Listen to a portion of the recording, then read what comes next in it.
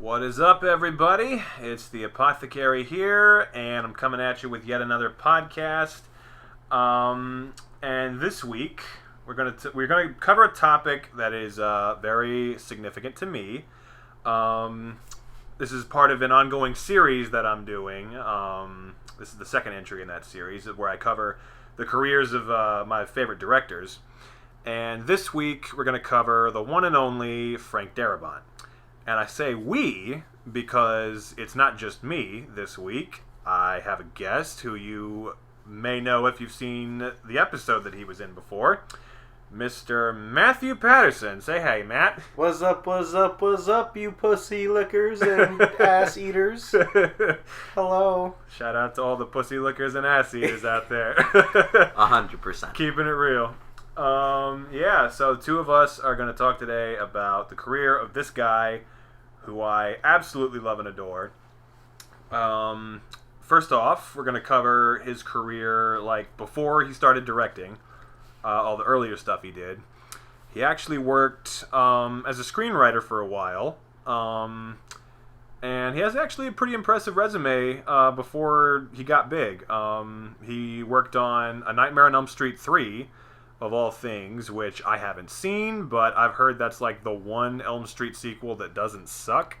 I mean, 2 is alright as far as Nightmare on Elm Street sequels go. Yeah. Like, 2 is just okay, and then I haven't seen 3, so I can't say. But I've only seen 1 and 2. But yeah. I know that was the one where Wes Craven came back and was involved. So he didn't direct. Didn't he do Freddy 5 as well? He did. No, he did do New Nightmare. New Nightmare. That's what I meant. Yeah. That's That like was the 5th one, I think. Yeah. That was like number 6, I think. 6? Either 6 or 7. But yeah, so I don't think it's any coincidence that the one that Frank Darabont worked on was the one that people said didn't totally suck. Had like some good qualities. And he also worked on a couple other movies like The Blob and The Fly 2. I guess he was doing a lot of horror stuff back then. What was he doing for these, by the way? Was he writing? Or... Yeah, like just straight up, he was one of the writers. Oh, yeah. Interesting. Yeah. I don't know. And it's, I just think it's cool, that he was out there doing the more like working class thing of like working his way up to like being a big director by like taking the writing gigs. He took the typical road there. And that was really cool. Cutting his teeth.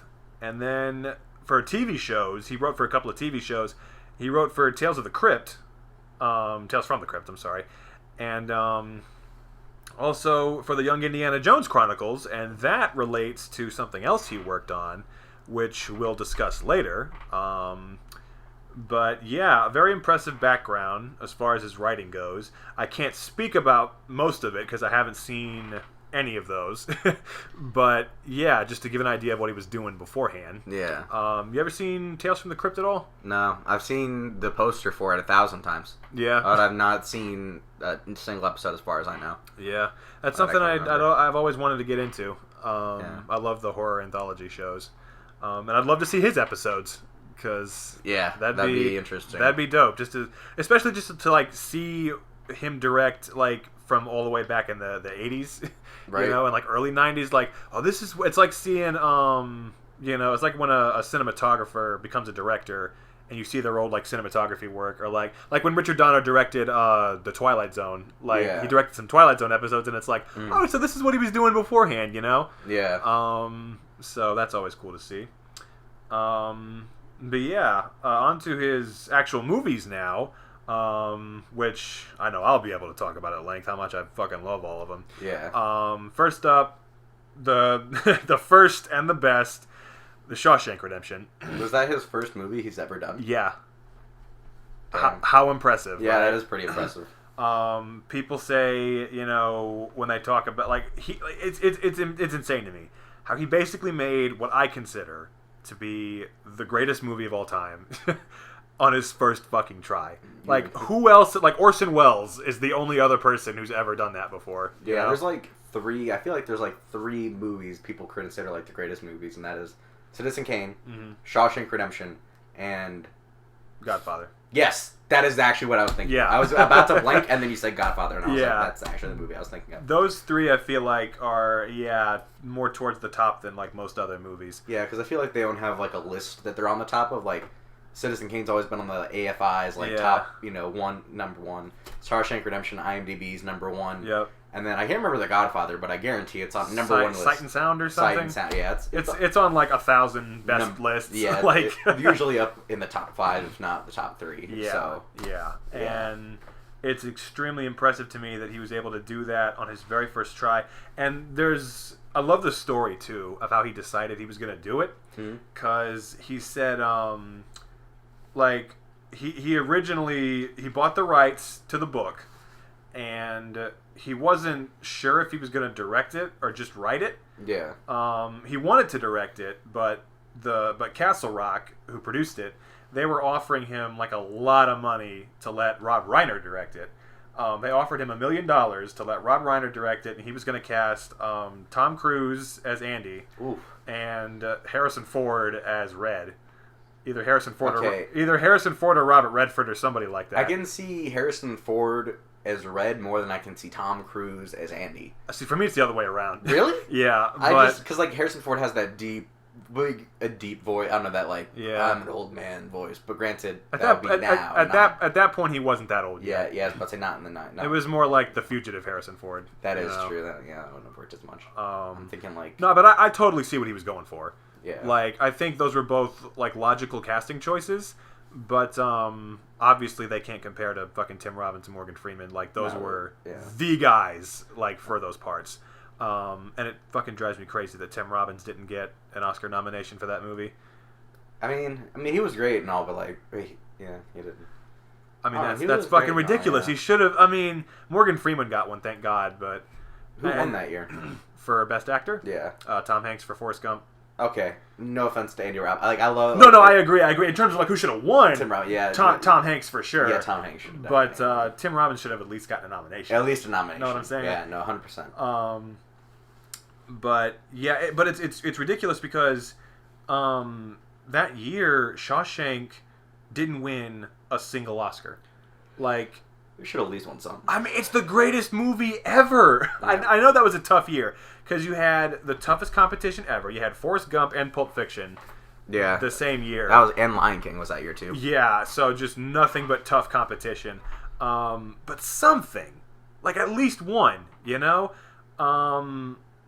But I mean, Morgan Freeman should have at least won. I mean, I know he's nominated, but who won for supporting actor? Martin Landau for Ed Wood, which I also agree with. I haven't seen Ed Wood, so I can't say. But that's the thing about Martin Landau and Ed Wood. Everyone always says he shouldn't have won. It should have been Samuel L. Jackson for Pulp Fiction. It should have been somebody else. And I'm just okay, no, because Martin Landau was breathtaking in Ed Wood, and he's a person who we'll also talk about later because he's in one of these movies. But yeah, it always blew my mind that movie never won any Oscars, especially considering, again, to me, it is the greatest movie of all time. Yeah. But whatever, the Oscars are full of shit. We all know that. But because it does, and all these years later, that out of all the movies that were nominated that year, that's, I think, endured in people's hearts the most. Yeah. Which is saying a lot because everyone still loves Forrest Gump and Pulp Fiction and all those, but I just think the sheer amount of just the sheer amount of people that movie has resonated with and inspired, and everyone still loves it and quotes it, and I just it's been and this is the reason I wanted to do this episode before the year ended. It's been 25 years. Mm-hmm. It's the 25th anniversary, and we all still love it just as much. Yeah. And why wouldn't we? It's so and it's crazy to me because, they were going to pay him $1 million to let Rob Reiner direct it. But he said, and I love this part, he said, you know what, thanks, but I think this is the chance for me to do something really special. I've never directed before, and I think I could really make this movie really special. And he had such a good instinct because he was so fucking right. Yeah. Because I don't think, I know that was when Rob Reiner was in his prime, and I think he would have done a really good job. But I don't think anyone could have done it the way that Frank Darabont did it, Well, yeah, nobody can ever make the movie the same exact way if they but haven't been made, as good. Oh, as good, yeah. Yeah, that. Well, that's the thing is, if he made it, he's going to make it that good because that Frank Darabont made it, but, You know, he'd still make the movie and it might be okay, but never, you know. Right. No, nobody could do that. I'm sure that Rob Reiner would have done, especially considering, again, that was when he was in his prime, you know? He would have done a great job, but, like, Darabont, like, clearly, that's why he chose to do it, because he knew his vision was, like, the vision. Yeah, true. He would have had a fucking Billy Crystal as Andy, and Meg Ryan as Red. Yep, something like that. Fucking Jack Nicholson as the warden, right? Oh my god! But which would have been amazing. But I would have watched that. Yeah. Put your faith in the Lord. Your ass belongs to me. Welcome to Shawshank. My being obtuse, Andy. I would have fucking loved that. But yeah, that's the thing about the movie. That's another like really positive quality. Like, in addition to Darabont directing the living shit out of it. Yeah. Like, just every shot looks gorgeous. Every instinct he had was perfect. And this is the thing I love about him. He, like, 3 out of his 4 movies have been period pieces. Mm-hmm. He is one of the best period piece directors ever to me. Because one thing I always look for in period pieces is authenticity. Mm-hmm. I want it to feel like it's actually in that time period, like from the way people talk to the way they're dressed to the way the cars and the buildings look and everything. Yeah. He always nails that, like 100%. And he really did it here. And here it was super impressive because he went all the way from like, it starts in like the 40s and it ends in like the 60s. Yeah. So like, and he went through that entire span of time and paid attention to like how everything would look corresponding with the year, and I just love that kind of attention to detail. Yeah. You know? And then in addition to him just like killing it on the director's side, it is so perfectly cast because you got Tim Robbins and Morgan Freeman. Yeah. They're perfect. The guy who plays the warden, Bob Gunton, super underrated like character actor who, I hate that term, but you know, that's what he would be considered. Yeah. Super underrated guy. That was the role of his career. He did such a great fucking job with that. Made him one of the most hateable characters in film history. Yeah. Mr. Brooks guy. James Whitmore? Yeah, I didn't know his name. Yeah, he was Brooks. He was outstanding, and that's one of the saddest scenes in film history. Yeah. God, wrecks me every time. But yeah, and then it's really just made up now that I'm thinking about it. Other than Tim Robbins and Morgan Freeman, it's just made up of, like, underrated actors, you know, like James Whitmore and Bob Gunton and William Sadler, who played Haywood. Yep. And then, of all people, Clancy Brown. Okay, I was thinking of Clancy Brown. I was going to be like, is he in this movie? Because I'm pretty sure I remember his face in this movie. Of all people, like, I remember the first time I watched this movie, I didn't know he'd ever done any live-action stuff. I just knew him as, like, Mr. Krabs, Lex Luthor, you know, like a voice actor. That's funny. I didn't know he was Mr. Krabs until, like, maybe a few months ago. Really? Yeah, I never looked at the cast of SpongeBob too deep. Right. Like, I knew who, like, you know, I, like, knew, what's his name? Fucking SpongeBob. Tom Kenny, yeah. Tom Kenny was SpongeBob. I knew, like, D. Bradley Baker, Squidward, and shit. But I knew who... Roger Bumpus is Squidward. Really? Yeah. Oh. Well, I knew... D. Bradley Baker just does a lot of background voices. Oh, okay, because I keep seeing him on there. And then I knew, like, fucking Roger Bumpass was Squidward. Not Squidward. Fuck, I keep seeing... It's Patrick. I'm sorry. Bill Fager. Yeah, Bill Fager, but god damn it. Yeah. Fuck me. Cut this You know their names, you just don't remember who they play. They're all, yeah. It's just... Yeah. Oh, that's the important thing, is you know their names. Yeah. I know who I'm talking about. It's just coming out all wrong. Yeah. But yeah, and then recently I was watching SpongeBob, just rewatch, and then...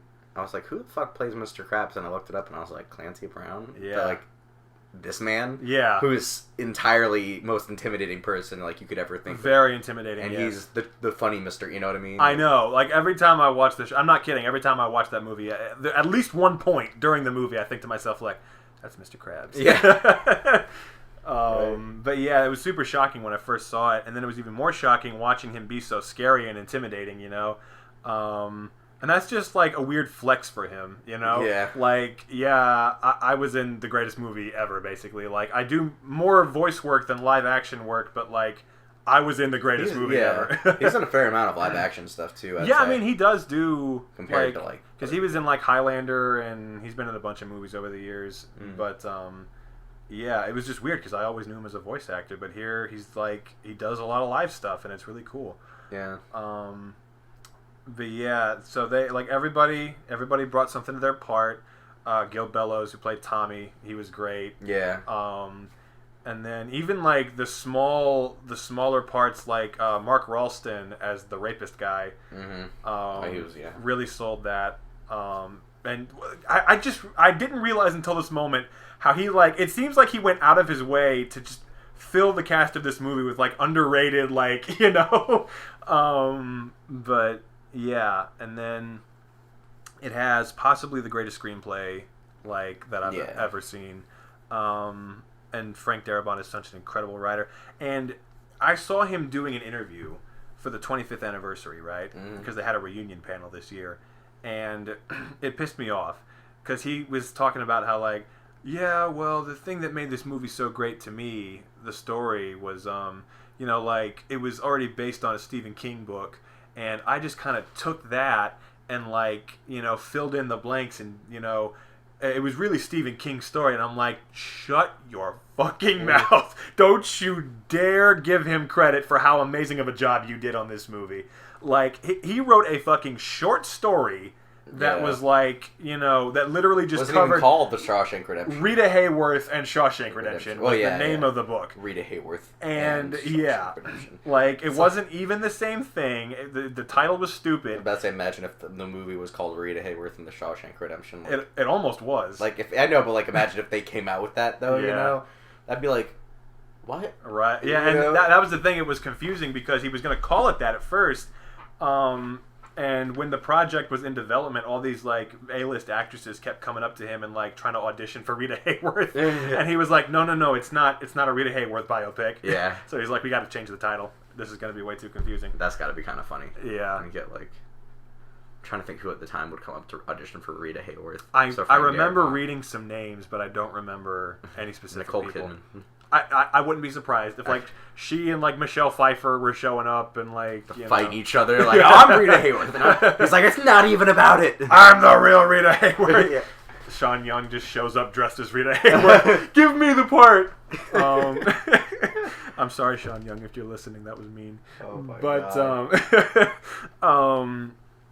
But yeah, but I was just like, yo, do not demean yourself. Like, you are the reason this movie succeeded. Because he wrote a short story that was literally just the end of the movie where he's on the bus. That was the whole short story. Like, he filled in the whole rest of it. And not only did that and made it a good movie, but made it that good. Like, he deserves the credit for how well that movie turned out. Yeah. And he did such an amazing job just writing so many incredible lines, such a great story. It's so, bleak at times, but it's also just such a hopeful story. Yeah, it's like bleak, hopeful, bleak, hopeful, and then bleak, and then hopeful at the very end. And it ends off on the hopeful note, so you remember it as a hopeful movie. Right. And that's another funny story. I just happen to know a lot of funny stories about this movie for some reason. They originally weren't even going to put that ending scene in.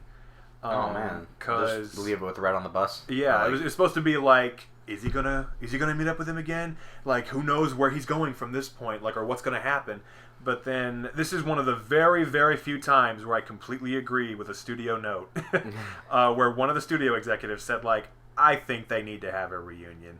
Like, after watching the two of them just get fucked for 2 hours, like, we need some kind of an emotional reunion, like, we need it to end on a happier note. Yeah. And I was like, that's a good point, because that's it right there. That's the money shot right there at the end, where it's like, this is the bow. This is the most perfect looking bow we could put on this fucking story. Yeah. I like how it was like a wide shot of them reuniting too. It wasn't like a close up of like, yeah, you know what I mean? It wasn't like drawn out. It was just like just a wide shot of them like hugging and being like walking together, and then like they're right. Everything. They don't need to say any words. Like no words are exchanged. It's just like they see each other and they're happy, and even though you don't know what exactly is going to go on from there, they're going to be happy for the rest of their lives. They're going to be free too. They're going to be free. Yeah, exactly. It's a perfect final shot because it's like they've been in the prison the whole movie. They're on this big-ass beach with the whole ocean in front of them, Yeah. All this space. They're free, and it's amazing. I think that's why that's a good... I just thought about that. It was probably a good choice for the wide shot, too, because you get all that space in there. Yeah. After being confined for the whole fucking movie. Mm-hmm. See that you needed it. You needed that at the end. Exactly. So yeah, I genuinely believe that is like the greatest masterpiece ever. And I dare you, I challenge you to find one person who does not like this movie. That's true. I can't think. Even the best movies, even The Godfather, some people don't like it. They say like it's too boring, it's too long.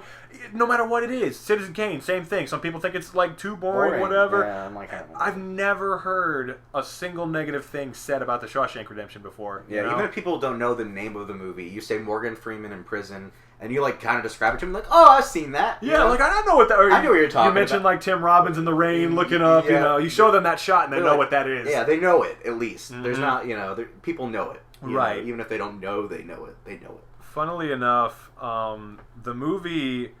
I had the movie spoiled for me as a kid because of Family Guy and Robot Chicken.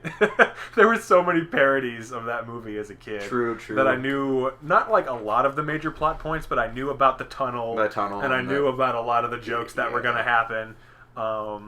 So thank you, Adult Swim. And Family Guy. Yeah. Family Guy did that enough. Yeah, Family Guy had an entire Stephen King episode. Yeah. They did Misery. They did... Stand By Me. And Shawshank, which is where, and to this day, I still remember all the jokes. I remember watching the movie, because when I watched the movie for the first time, I saw it with my dad, and he was like, the scene where he tears the poster down right before he did it, he was like, get ready, watch what's about to happen. You're not going to believe this. And I'm thinking, I know what's about to happen. This Family Guy spoiled it for me. And Robot Chicken. But it was still crazy. I was like, damn, all right. He escaped through the tunnel. Yep. But yeah, you got to figure there are a lot of prisons, like since that movie came out, that have figured it out, like made sure to keep that from ever happening. Yeah. Well, there was a breakout a few years ago. I don't remember if you hear about it. I did hear about that. Yeah. Like the Shawshank breakout or whatever. It was literally like because they crawled out of fucking tunnels and they left a little note, and it was like. It was almost vaguely racist because it was on a yellow sticky note, and it looked like an Asian man smiling at them, and it said "Have a good day." Oh no! And I was like, I think it was because like how when you get Chinese takeout, it's like "Have a nice day." Right. And I was like, what? That's fucked. Yeah. I was like, they're like Andy Dufresne wouldn't have done that, right? Like, maybe a poster Rita Hayworth. That's it. You know. It was Raquel Welch at the end. Oh, it was. Fuck. It should have been called Raquel Welch in Shawshank Redemption. Stephen King doesn't know what he's doing. Yeah, exactly. Exactly. But yeah, super, super fantastic movie. If by some chance you haven't seen it, boy, there is no movie that exists that I could ever recommend as much as that movie. Yeah. Especially, and do yourself a favor and watch it before the year ends. Just celebrate the 25th anniversary. It's incredible. Yeah. Actually, if you're listening, Sam, I know that you just watched it for the first time this year. He just watched Shawshank. Yeah. Because he was texting me after he watched it, and he said, like, I'm about to go to bed, but I want you to know I just watched Shawshank for the first time. And I'm like, how can you tell me that right before you go to bed? I could have sworn he, had seen it before. I thought so, too. Yeah. But he told me he just watched it, and I was like, the next day I was like, how was it? How did you like it? He was like, that shit was amazing. I was like, yes, thank you. Damn. Right. Wow, I can't believe Sam hadn't seen it till now. Yeah, I was shocked. Because it came on AMC for months. Yeah. Straight. I watched a lot on AMC. I'm sure they don't show it there anymore. Oh, yeah. This is before The Walking Dead. We'll get into that later. This was way before The Walking Dead happened. Yeah. But yeah, can't possibly recommend it enough. Just absolutely amazing. The greatest movie ever, in my opinion. And then so that was. I think it's fair to say a very strong start. Mm-hmm. I think, and even though it was weird because it wasn't like a box office success. No, it actually wasn't. It didn't become popular. Yeah, and it didn't become popular until home video. Yeah, it got a lot of those movies that home video actually benefited. Mm-hmm. They benefited from the home video release. Yeah, and because it got a lot of Oscar attention. And then everyone saw it at the Oscars and was like, all right, what the hell is this? I'll watch this. I'll rent this at the video store. Yeah. And then they're like, oh my God, this is the greatest thing ever. But yeah, it was still a strong start. And his follow-up, which, okay, you've already made one of the greatest movies ever, basically. No one's really expecting you to like, no one's expecting lightning to strike twice, you know, because it happens so rarely. Even if he makes a good follow-up, nobody's expecting it to be so close to how good that was. But the motherfucker did it anyway with the Green Mile. Yeah.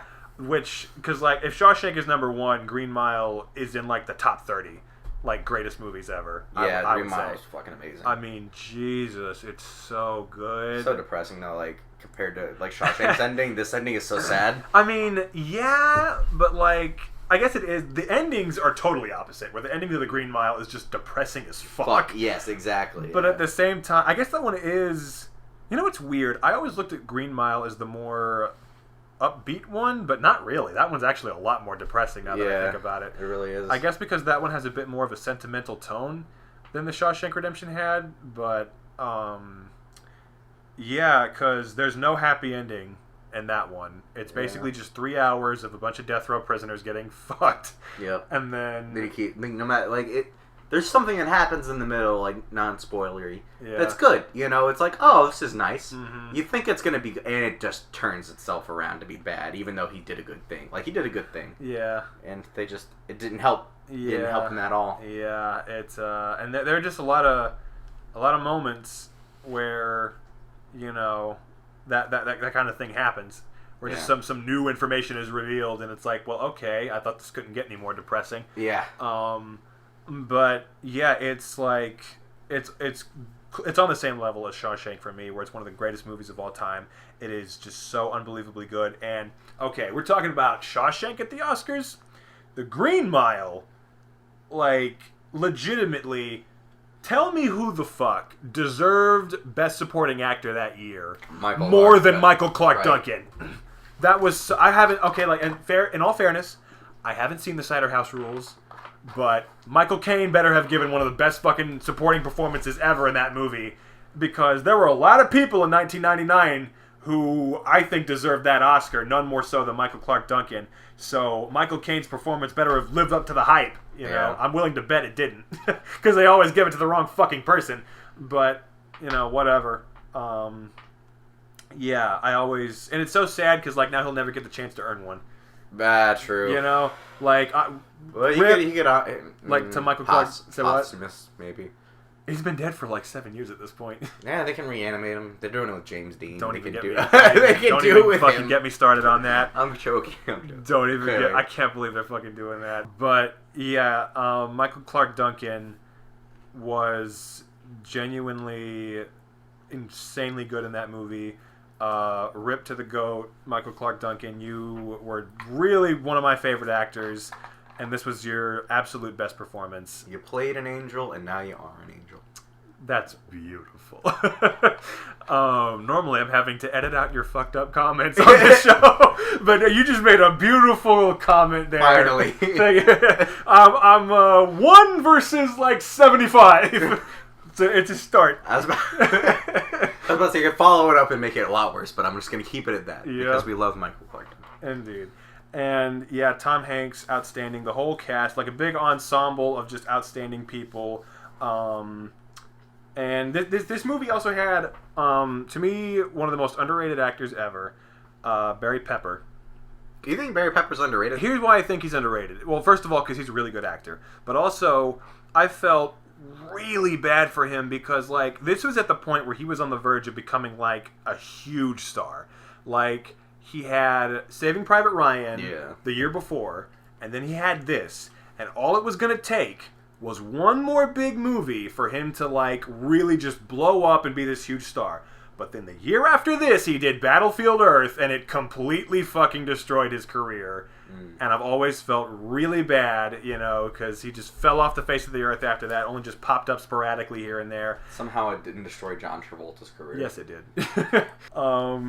But, yeah, it's, yeah, Barry Pepper was really good in this. The whole cast, everybody was outstanding. This was one of Sam Rockwell's earliest big parts. I forgot he was in this too, yeah. Yeah, he played a very hateable character in this movie. Isn't that other guy Doug Hutchinson, or was he a good person? He played a piece of shit, He played a piece of shit, that's what I thought, He was like the typical asshole character, He's pretty good as an actor. Like, he's always an asshole for the most part. Yeah. But I think that's the only thing I've seen him in. Really? Yeah. I've seen him in some other stuff. I can't think of him off the top of my head, like any good movies. I've seen him in some pretty bad movies that he's like, he's the best actor in that movie. But only because it's a bad movie. Yeah. He was in he wasn't in the 2004 one, but he was in the 2008 Punisher. And really? Yeah. He was pretty good in that. He was like a psychopath. And then he also played a psychopath in this movie called Give Him Hell Alone, which has Tom Jane in it. Oh. Which he'll become relevant later. Huh. Oh, yeah. Yes, he will. But yeah. Well, all these connections. Yeah, exactly. How about that? But yeah, that's... Yeah, it had a really good cast. Doug Hutchison was intensely hateable, but that means he was doing his job well. Exactly, yeah. No spoilers, but oh my god, the scene with the chair where he... puts it up his ass. Oh my god. Yes, in the Green Mile, Doug Hutchison puts a chair up his ass. You have to watch it to see that scene. Yep. I promise it's not something 10 times more horrifying to watch. So you shouldn't expect that when you're watching it. Exactly. Like, worst case scenario. Worst case scenario, it's like a scene where... But that's not what it is. What you gotta do is you gotta, like, bleep over that entire thing you just said. So it's, what it is and then... That's exactly what I'm going to do. I'm getting creative with the sound editing here. Yeah. But, yeah. And, like, again, just like Shawshank, beautifully directed. Probably one of my favorite shots in any movie ever. This is so random. But, like, it's probably the most memorable shot in the movie for me. Is the part... about 2 hours in, maybe a little bit longer, where they're going to James Cromwell's house to try to fix up Patricia Clarkson because she's like got dementia or something. And they're like on their way, and they're just like walking through the field with like the fireflies and everything, and the music is playing, and I'm just like, I don't know, that's one of my favorite shots, like in anything. Yeah, I need to rewatch The Green Mile because, like, I know I've seen it as a kid, and I do remember like clips of it in my head, especially the ending and that scene we just talked about. I do remember that actually. It was pretty traumatizing. Yeah, I remember a few other scenes, like, and spoilers if you need to cut this out, cut it out. But like when Michael Clarke Duncan's like saving the girl, and he like is like taking her sickness through, and I remember that like vividly in my head, but like the whole movie itself, I like can't remember like beginning to end.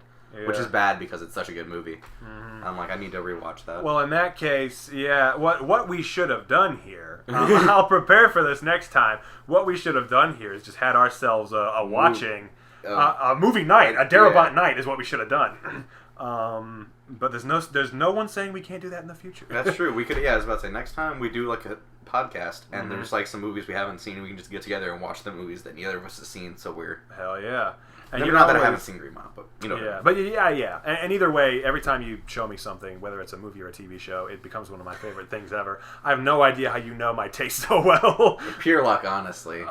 That's always like the randomest thing too, because it's not something I'm like totally. I'm familiar with it, but it's never something like, I don't know.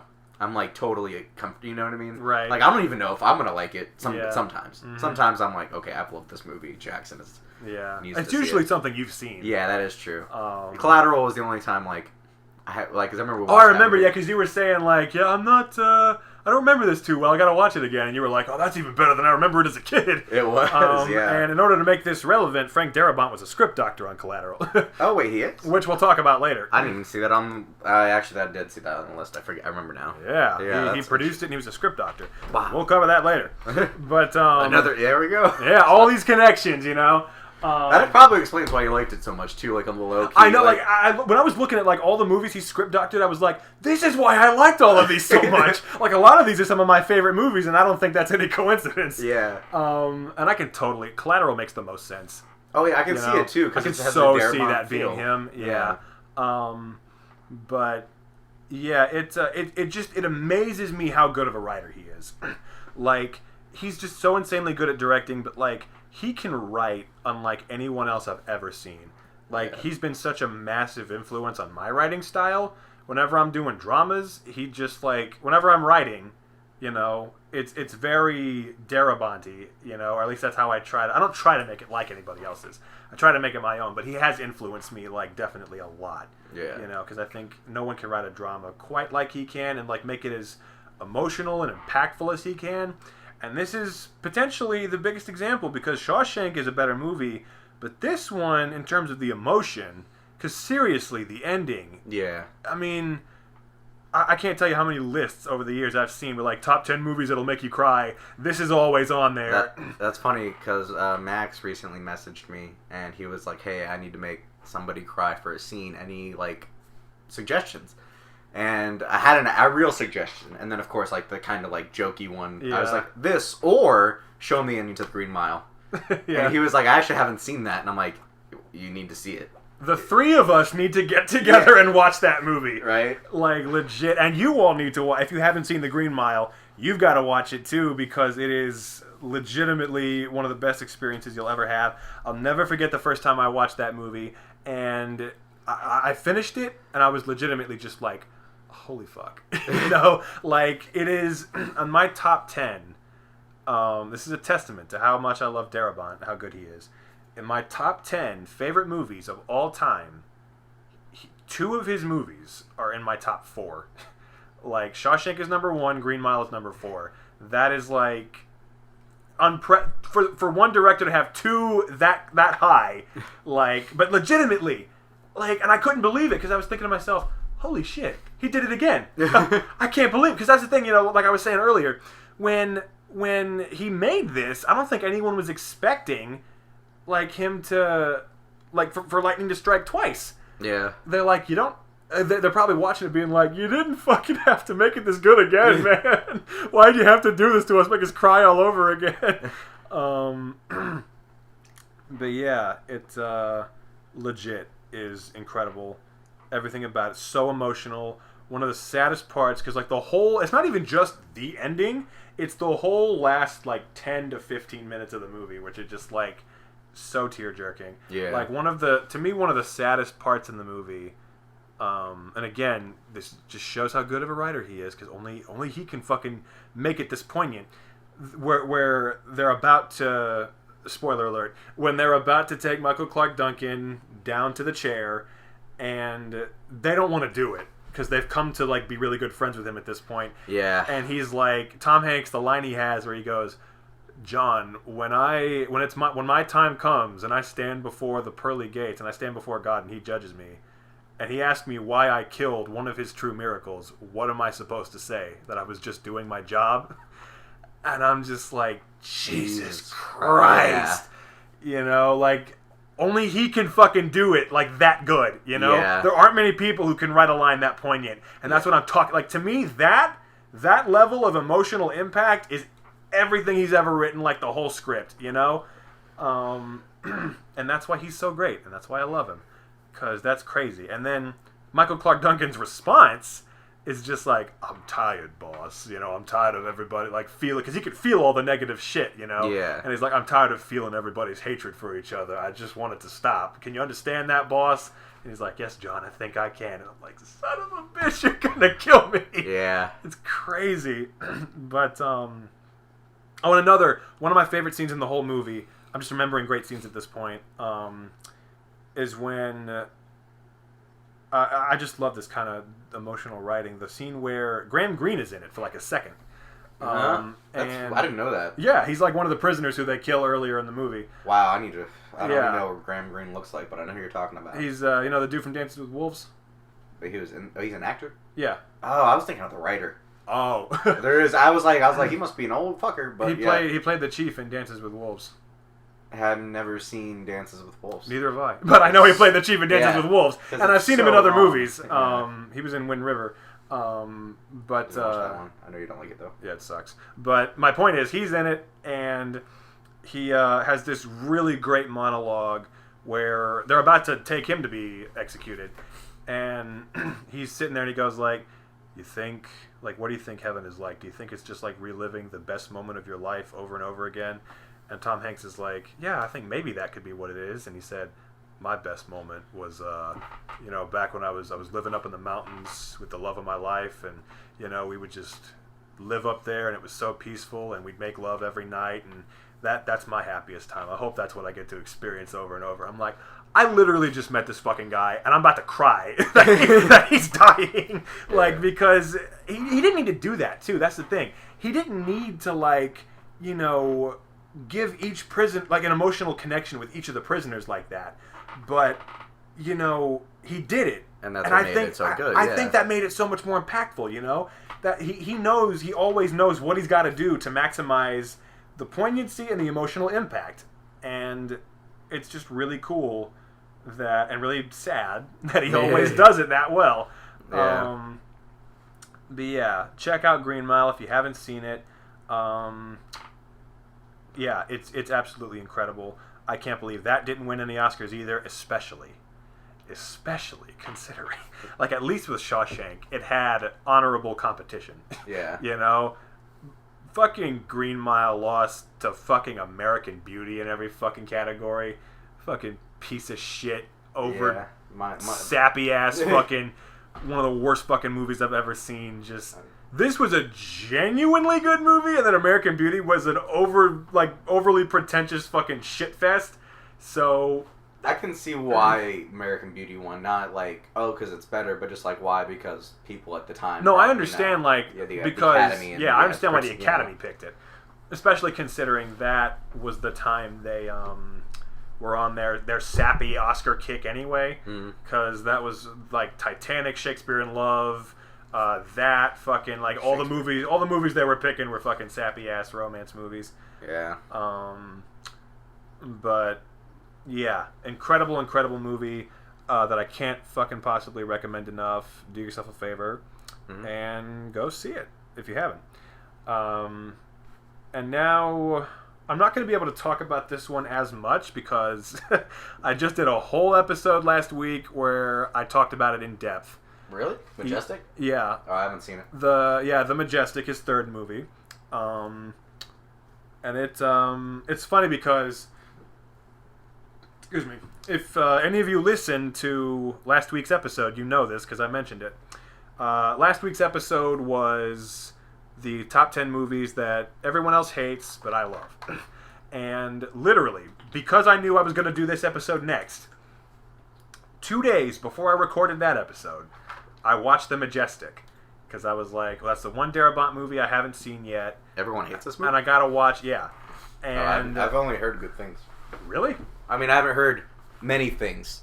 But when I do hear things, it's never The Majestic sucks. It's like... I've only ever heard bad things about it. I've heard, like, underrated. But it is, and but not, yeah. But not like. But yeah, I watched it 2 days before I recorded that episode. It wasn't on my list because I hadn't seen it yet, obviously. And then it ended up after I watched it, I was like, "That's my number one on that list." And then I did last week. I talked about it in depth, you know, as my number one entry. So I'd basically just be repeating myself, but I'll go into it anyway. I know. Just give me like a plot synopsis, like, you know, like just a little quick rundown. No, it's Jim Carrey. Yeah, Jim Carrey. Basically, it's like Jim Carrey. It's set in the 50s, and Jim Carrey plays a screenwriter in Hollywood, and everything's going well for him. He just had his first feature get released in theaters, but then he gets suspected of being a communist. So this is a Coen Brothers movie. It kind of seems like it. It starts very kind of Coen Brothers-y, but yeah, he gets suspected of being a communist, and basically it looks like he's about to get blacklisted, and they're gonna railroad him, and so he gets drunk, and when he's driving home drunk, and he gets in a car accident. With a train? Where he falls off a bridge.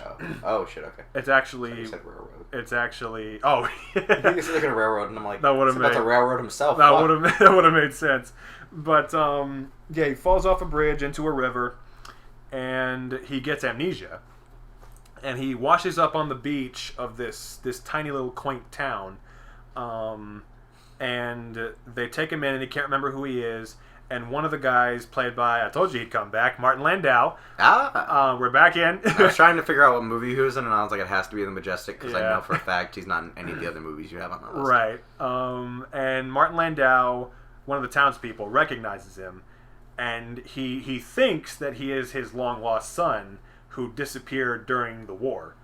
And the whole town then ends up thinking that he's this guy who died in the war, and he doesn't know, obviously, because he's got amnesia. Yeah. So he just like goes along with it.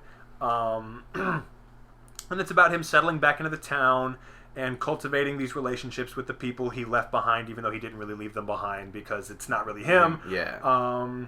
Because Martin Landau is his dad, and he's like reconnecting with him, and he's reconnecting with his old girlfriend, played by Laurie Holden, who in this movie shines more than I've ever seen her shine. The whole cast is outstanding, and but it's all about and the place where the title comes from is there's an old movie theater that Martin Landau owns called the Majestic that went defunct during the war because nobody went to see the movies anymore because they were all too depressed because of the war and all their kids dying. But now that Jim Carrey's back in town, he's going to reopen it. He wants to reopen it and like make it the centerpiece of the town again. And yeah, it's basically about all that, and then also about the blacklist and everything. Because I can't really say how because it's a spoiler, but later on in the movie, the people who he left behind in Hollywood come looking for him, and because they think that he's disappeared, that means he must be this big communist leader who's hiding out in some kind of secret communist cell, when in reality he's like in this quaint little town with all these people. Yeah. But yeah, so that's basically the plot. And the main criticism that people have of the movie is it's cliched and sentimental and, too sappy. And like I said last week, I could not disagree anymore.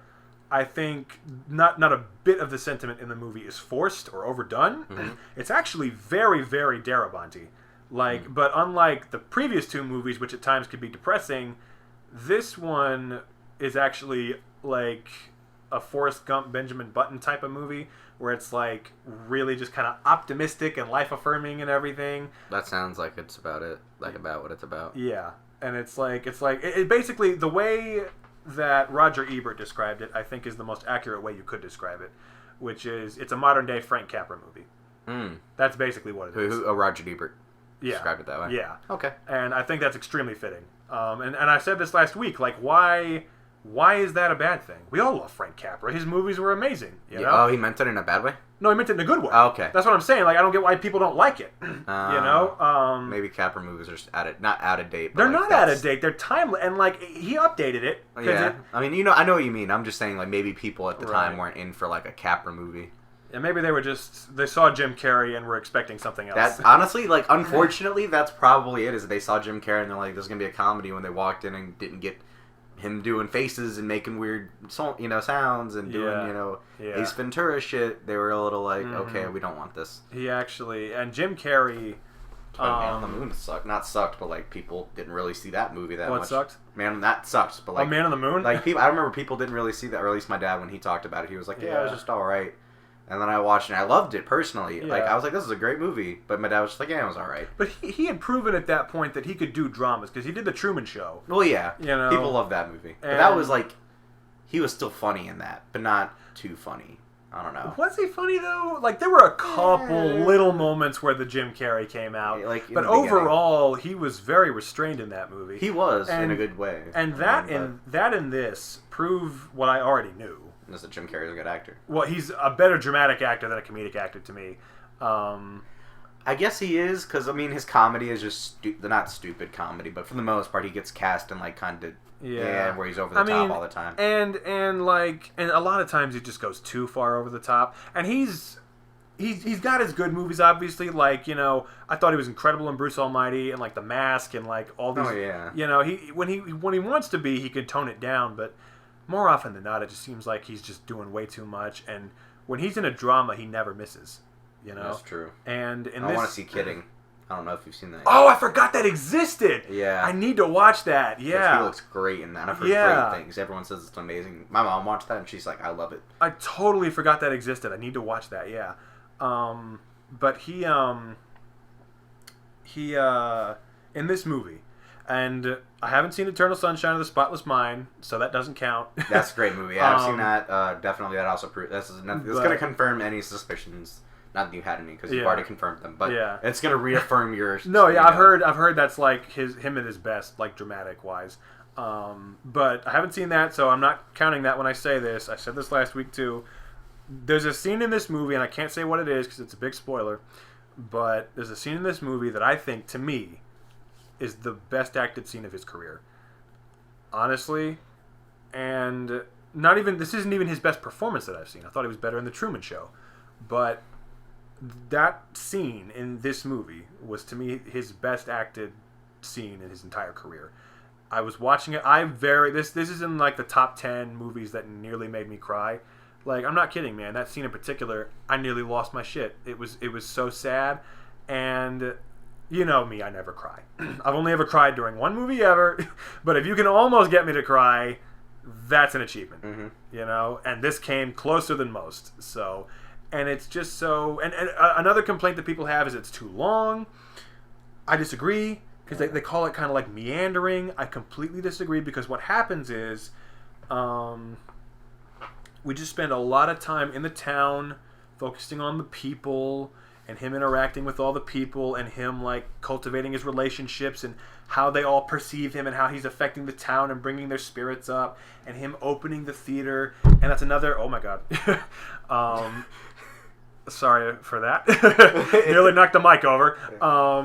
But yeah, one of the things I love about it is it really just goes into like just how great movies are.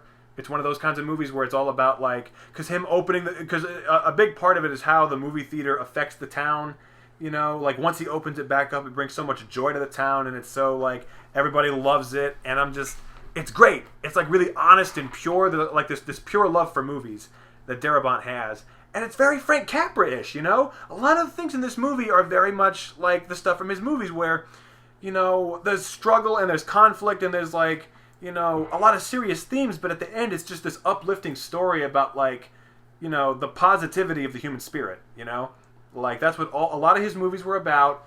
And I think that's what this is about, too, in a very similar way. And it's also very Mr. Smith Goes to Washington-y, where at the end he's like, you know, up on Capitol Hill talking to the senators, you know, and giving them the business. So I think that clearly was an influence here. And you can do a lot worse for influences than Frank Capra. Yeah. But that's true. Yeah. So, just an outstanding movie. And really, really well acted. Huge ensemble cast because Jim Carrey was great. Laurie Holden I always thought was a good actress because I thought she was good on The Walking Dead. I hated her fucking character. But I always thought she was good on that show, and she was good in the next movie we're going to talk about. But forgot she was in this. This, to me, was without question her best performance. She absolutely, positively should have gotten an Oscar nomination for it. I think it's criminal that she didn't. Same goes double for Martin Landau, who, Jesus fuck, he was like, he should have won an Oscar for this movie. Fuck nominated. Like, damn, he was so genuinely, insanely good in this, and it reminded me because you know back in the old days, Martin Landau was a big inspiration for me, like acting wise. Because I did 12 Angry Jurors once, and I heavily drew from his performance in Ed Wood from that. And I've always kind of had that connection with him since then, and I've like really loved him since then. But it had been a long time since I'd seen one of his movies, and seeing him in this reminded me like just how amazing he was and how much he deserved his Oscar. You know, because the dude is legit. May he rest in peace. May he rest in peace. He was on Entourage actually. That's right. Yeah, he was really good in that too. Yeah, not like dramatically, but just as comedic actor. I would love to see him in a comedy because I've never seen that before. Yeah, that's literally because he's just like such a like he. I don't know. Have you ever seen that? No. Any of his episodes. He's like an old producer guy. I can so see that. And literally, he's always trying to like get them into something. So like, because at first like they're actually about to do like a project with him, but then they find out he's so unreliable. Because he's like, I have something that you might be interested in. And that's literally all his like catchphrase in that is like, I have something you might be interested in. Like, even if it's like just like for like drinks, He'd be like, I have something you might be interested in. That's funny. That's a show I gotta watch. Yeah, it's a good show. And yeah, he was also, I just remembered this, he was on an episode of The Twilight Zone once. Back in the days? Yeah, the old ones. Interesting. Yeah. Have you seen the one where it's the dude in the room and like he's like the Russian defector and like the Russian general is in the other room across the way and he's like, I'm going to blow up the room if you don't play the game and figure out how to get out of here. No, I actually haven't seen that one. I've seen a lot of them, but I haven't seen that one. It's a really good episode. And I think it's in the last season. It's on season 5. I'm going to have to watch that then. Yeah. Because I need to... Because that's on Netflix, so you can watch it. Yeah, I've seen most of them from Netflix, honestly. Yeah. It's really helpful. I need to watch it more. But yeah, he was so good in that episode. He played the Russian defector, and yeah, he's always just been like this outstanding actor who, like, you know, I think ultimately ended up being very underrated in the end. You know, I mean, he was an Oscar winner, and he was known and respected greatly by his peers. But like in terms of mainstream recognition, he never quite got it. You know, but you know. We all, like, those of us who know who he is know how amazing he was. Especially, like, in movies like this, and in Ed Wood, and in, apparently in Entourage. Yeah. Where he sounds very funny. But yeah, I guess I won't bring up every single thing I said last week, in the interest of not boring any of you. You're like, but... but then again, I assume that if you saw last week's episode, you're just going to skip around this part anyway and go straight to the next one. So fuck it. Maybe I will talk about it. Well, I've said everything at this point that I want to say. But yeah, it just seriously one of the most underrated movies I've ever seen. Check it out if you haven't seen it. It is unbelievably good. I was very surprised, especially considering because the thing I was like so afraid of, because when I finished watching this movie, I was like, I shouldn't have doubted him. I shouldn't have doubted him. I should have known it was impossible for him to make something bad. But the only reason I was really nervous was because this is the one movie of his that he didn't write. And not only did he not write it, it was written by like a high school friend of his who never wrote anything before or since. And I was like, oh no, that's not a good sign. Did he just do this as like a favor to his friend? Like, what the hell? And then I watched the movie and I'm like, this is amazing. This fucking screenplay is incredible. What? I don't get it. I don't get what people didn't like, you know? Like, I get why people didn't like it, but I don't get why people didn't like it, you know? Yeah. It's, like, super bizarre. And it was very, very him. The whole movie, the writing, the direction, it was all very him. I don't get what about it turned people off, you know, when it really wasn't that different from the rest of his movies. I mean, it was considerably less depressing. Yeah. But, I mean, Shawshank wasn't a depressing movie. It could be at times, but that was an uplifting movie, too. I guess maybe they just didn't like him going all in. Mm-hmm. But even still, there were a lot of sad moments in this movie. Yeah. Like, I can't say what, but there were a lot of sad moments in this movie. And, like, a lot of heavy stuff. So, I really don't get it. I don't get what turned people off about it. But I don't know. Maybe it's just a critic thing. I don't know how I've never heard, because most people haven't even seen it. That's the thing. Yeah. I only know what the critics think because, like, I've never heard audience feedback like, yeah, I've seen The Majestic. I really liked it or didn't like it, you know? I've come, like, this close to buying it on DVD, like at Last Word, or what is formerly known as Last Word, since it's no longer a business in Charlotte. I don't know. It was like a thrift store. Like, we have Ed McKay's here in Greensboro, and it's like movies are for like 89 cents on DVD. Damn. Like, it's literally like you get a lot of cheap ass movies. I almost bought like I'm Not Here for like $3. Wow. So I know Sam buys a lot of DVDs from the thrift store near his house. Yeah, so like, and I had one time I had Majestic in my hand because I was like, it's Jim Carrey. I like the name Majestic, and I was like, this looks like a fun movie. And then I saw something better, and I don't remember what it was. I just put it back, and I never got it. Yeah. But every time I see the Majestic a lot, and I'll be like, you know, I just kind of give a little salute. Yeah, ask Sam for his Voodoo password. That's how I saw it. Oh, okay. Yeah, because I think I have that already. So he gave me his Voodoo password, and it's on there for free. There are ads, but it's not that big a deal. They're only like 3, and they're each like 15, 30 seconds. Like, get up and make a snack, and by the time you're done, you sit back down, and it'll be back on. But yeah, so yeah, seriously though. The fact that you haven't seen that and you haven't seen Green Mile in forever, we're going to have Darabont night, like, in the near future. But, and because I guess this is the perfect segue into the next one, because I also want to see this next movie again because it's been a long time. The Mist. The Mist. I love that movie. The most recent movie he's made to date, which upsets me because that was 12 years ago. Yeah. The amount of time it took to make Boyhood, that's how you know it was a long time. Wait for his next movie, it's going to take 24 years. Hopefully not. But, yeah, this movie, this is different from The Majestic in that there are plenty of people who like this movie, but I've also noticed that this movie has its haters. Mist? Oh yeah, not everyone loves The Mist. I like it. I think it's fantastic. Yeah. I think it's definitely worthy of him. I think it is, just... Marcia Gay Harden. Marcia Gay Harden was so good. She was like the standout performance in that movie. I agree. Marcia Gay Harden, and she killed it. It's filled with great performances. Like Thomas Jane is good, Laurie Holden is good. Yeah. I think the standout in terms of Toby Jones.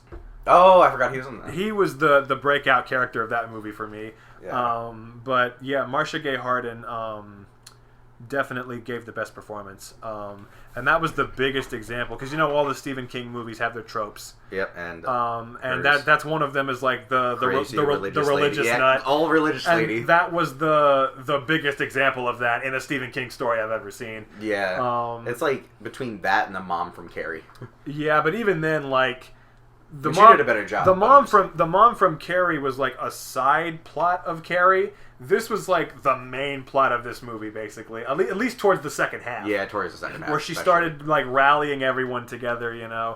And it resulted in some fucked up scenes. It did. Poor Sam Witwer. Yeah. But that was a fucked up scene.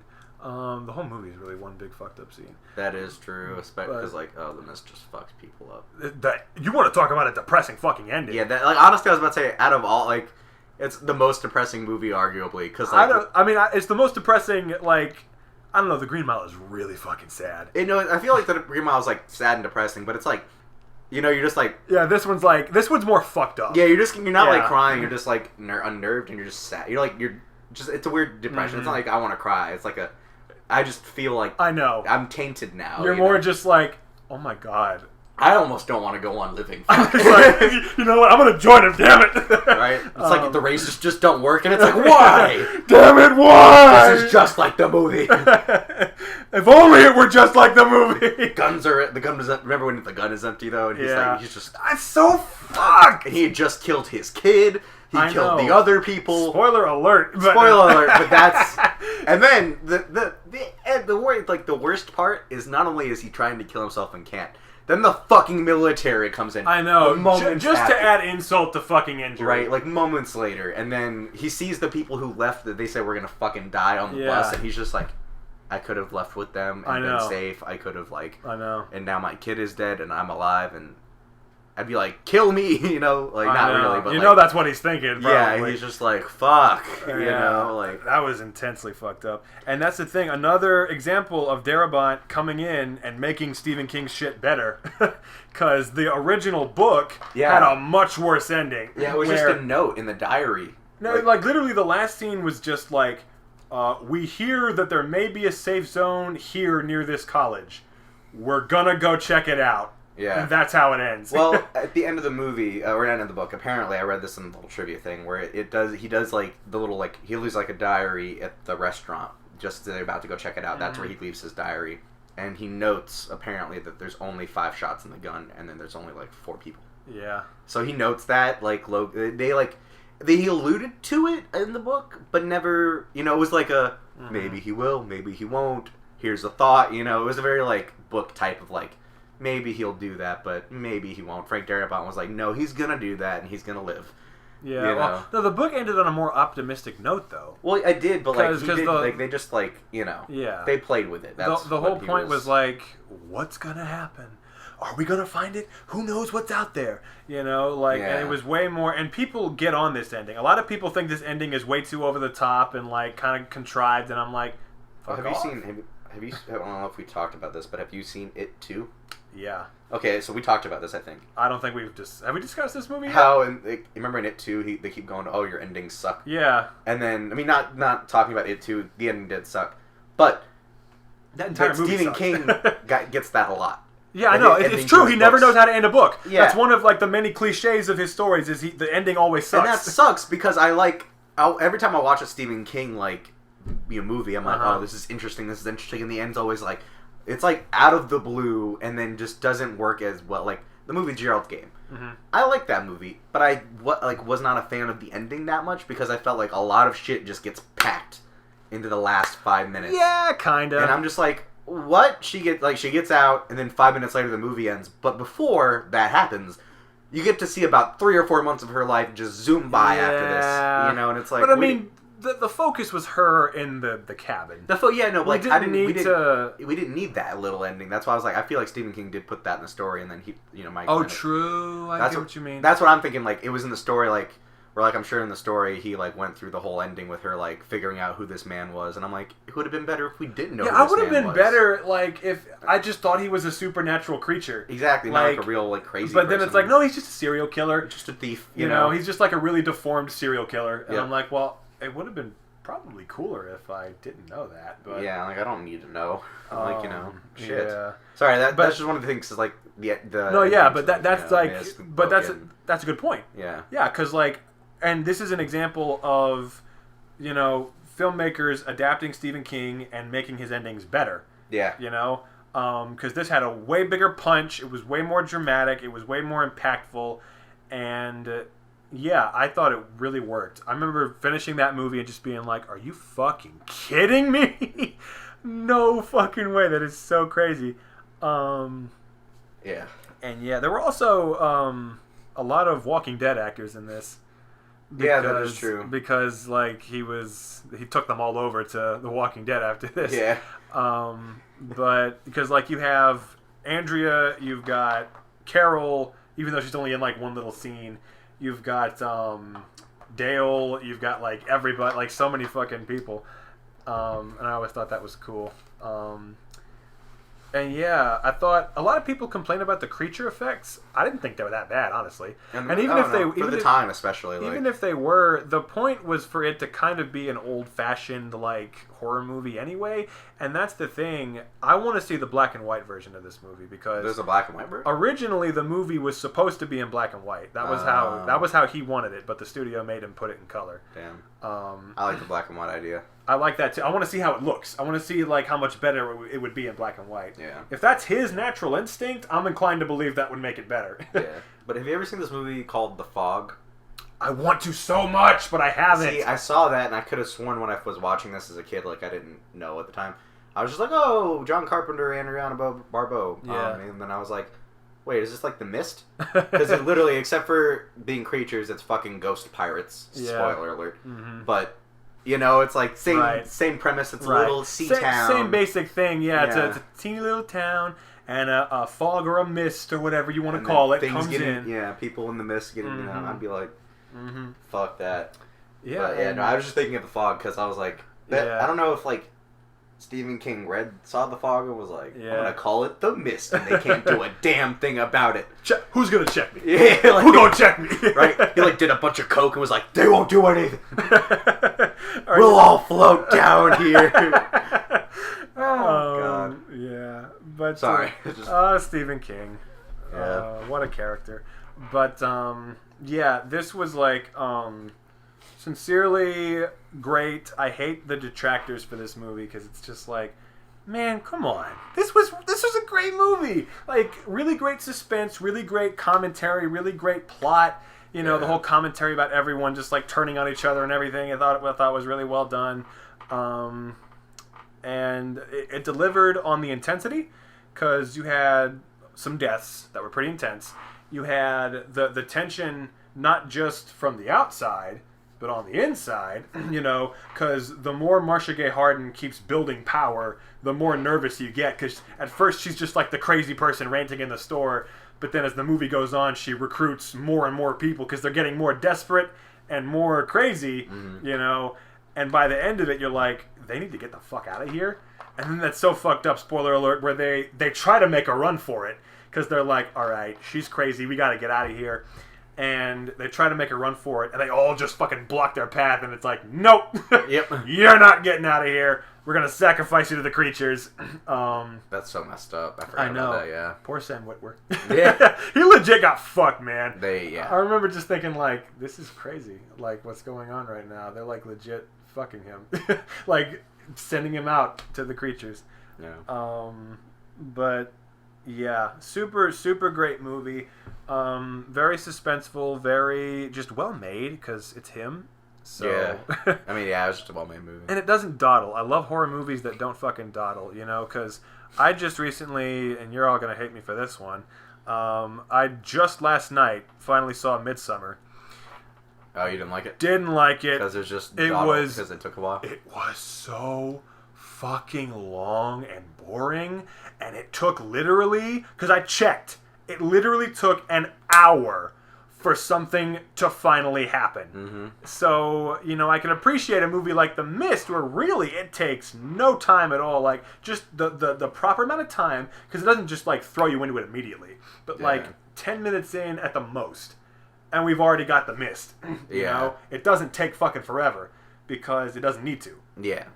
It knows it doesn't need to. But, yeah. I have no complaints about The Mist. I think it's a really genuinely great movie. And that's the thing. If I were to rank all his movies, that one would be at the bottom for me. And I still love it that much. Yeah. Like, that's how good... If that's, like, at the bottom of his filmography, then holy fuck, you know? Yeah. He's genuinely really great. And fuck the TV show they tried to do. Oh, yeah, they did do that. They tried to do a TV show, and I was like, nope. Nope. That can't work, because after a while, I'm going to get bored as shit in The Mist. Yeah. You know? And also, like, this was the version, you know? Yeah. This was it. You're right. We don't need to do more. Exactly. So that covers his movies. So now on to his TV projects. Now here's something a lot of you may not know about Frank Darabont. All you nice boys and girls out there, all you listeners, you all may be familiar with a show, teeny tiny little show, called The Walking Dead. I know nobody watches it anymore, but I'm willing to bet that all of you out there, at one point or another, watched and really liked this show. You know what it's about. Even if you don't watch it, you know. Do you know who gave us this show? Motherfucking Frank Darabont. That's actually part of the reason why I was so excited for it when I first came out, because I was like, I knew Frank Darabont from Shawshank and The Mist. Yeah. And I knew he did Green Mile, but I wasn't thinking about that at the time.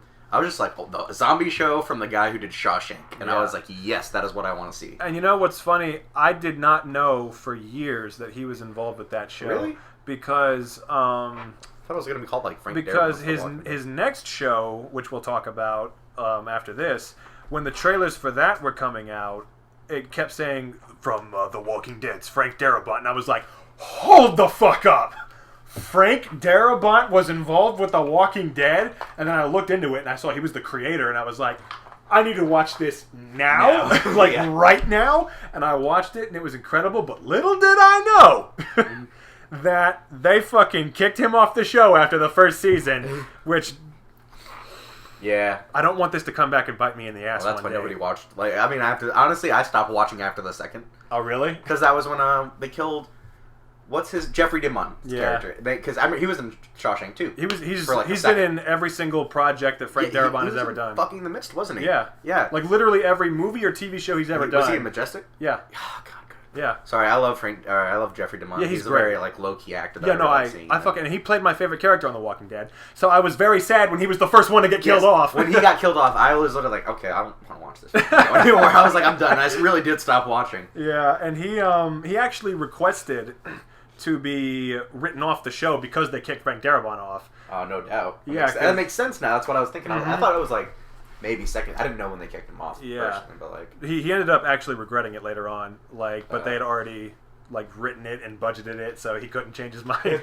But yeah, I always wondered how long he would have lasted if it wasn't for that, because he lasted a long time in the comics. Yeah, I feel like it would have lasted a few seasons. Yeah, like, he might not have lasted to pass Negan, but yeah. you know. Well, that would have been good, because anyone who's lasted past Negan needs to get the fuck off the show, because it's a sinking ship at this point. It kind of is. That's what I've heard. I was like, the ratings just keep sinking and sinking. The ratings are like literally season 1 levels at this point. And that's not good, because season 1 was like not... It was like highly rated for season 1, but when it was new. But like, that was when it was new. People didn't know you could do a zombie show. At their peak, they were averaging 18 million viewers an episode. Right now, they're averaging roughly about 5 or 6. Yeah, that's still not good. It's gone down that fucking much. Yeah. That is unbelievable. That's how badly they fucked up the show. Yeah. But you know how the show wouldn't have been fucked up eventually? If you had kept Frank Darabont in charge. Very true. Yep. So here's what happened, basically. And I'm not going to get into this too much. I could rant about this all day long. But I'm not gonna. I'm just going to touch on this briefly. So he created the Walking Dead TV show. And as you may or may not know, it became the biggest monster hit in the history of television and was just like the biggest deal on the planet. And what happened was he was the showrunner for the whole first season. He wrote most of the episodes. He directed a lot of episodes, and he ran the whole first season. And then, because AMC wanted to cut costs and produce the show for 20% cheaper, they fired him at the beginning of season 2 after working tirelessly to just sabotage him during the whole in-between cycle of pre-production. And then in addition to that, because they let him write the season 2 premiere. This is what was so awful about it. They let him write the season 2 premiere, and then they kicked him off for the rest of the season, just because that would have made it even cheaper. Damn. They lulled him into a false sense of security, and then kicked him off after the season 2 premiere. So yeah, and then in addition to that, so he left the show, and they got a new showrunner, Glenn Mazzara, and then after he left, not only was it bad enough that they kicked him off, they withheld all of his royalties that he was owed, and he's for the last few years been suing them in court. They literally have withheld at least $280 million worth of profits from him. Damn. Yeah.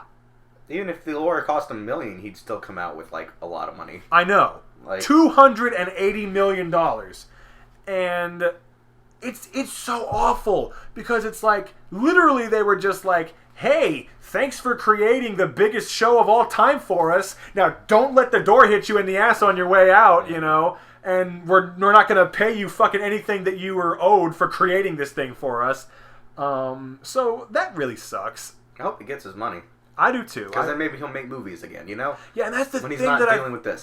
That's the thing that I fucking hate is this AMC lawsuit has really fucked up his career. Like, he's admitted to just, like, kind of being financially, like, in need lately, which is why this lawsuit is kind of going on. Mm-hmm. Well, that and because he's not going to let them get away with that. Well, yeah, I wouldn't either. Fuck, I'd be like, give me my $2 million. And he hasn't made a movie in 12 years. He hasn't made a TV show in 6 years. He's just been MIA totally for so long now, and it's because of this fucking lawsuit. And I want this thing to be settled already so he can just start making stuff again. Yeah. Because it's driving me crazy that he, like, has been so inactive for so long. And I guess when we're talking about The Walking Dead, we can't really cover the whole show. We'll just talk about his season. Yeah. The first season was, to a lot of people, the best season. I wouldn't agree with that, but I know a lot of people really liked that first season, understandably. I liked it when I saw it. Because here's the thing, like, to me, this is because it's him, so of course, the pilot. He wrote and directed the pilot on his own, and they basically haven't topped that. It's been on for almost 10 years.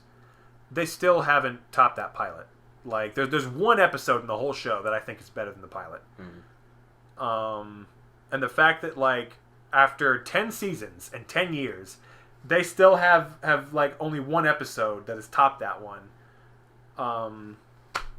That's really impressive on his part, you know? because it's him. So of course, I remember the first time I saw that episode, just thinking, "Holy shit!" Like it's amazing how I'm still amazed every time I watch one of his things. You know, where I'm just like, he did it again. Every time I'm like, he did it again. I can't believe it. And you can tell that he wasn't involved with the rest of the show, because season 1 was very different from the rest of the show, you know, in a lot of ways. Yeah. Like, just in terms of, like, its style and its direction and, like, you know, a lot of the stuff. I think it was a very, not a very different show, but a different show. Yeah. And he just did such an outstanding job with that season. And yeah, it just... And this is the thing, man, that kills me. Is, like, genuinely... Like, he's not a household name, Frank Darabont. Not at all. He's not a household name. He is known in the industry. Because speaking of Entourage, I know he was in a few episodes of Entourage. Yeah, they mentioned that means he's got clout. Yeah. Oh, yeah. Well, to be fair, that you put almost anybody in Entourage. But they're referenced. If he's getting referenced on a TV show, then he's got at least some level of clout. I'm pretty sure he does a Frank Darabont movie, or like he almost does. I know one of the characters on the show like gets into a Frank Darabont movie. Yeah, that would be Vince. Yeah, he must do it. Yeah.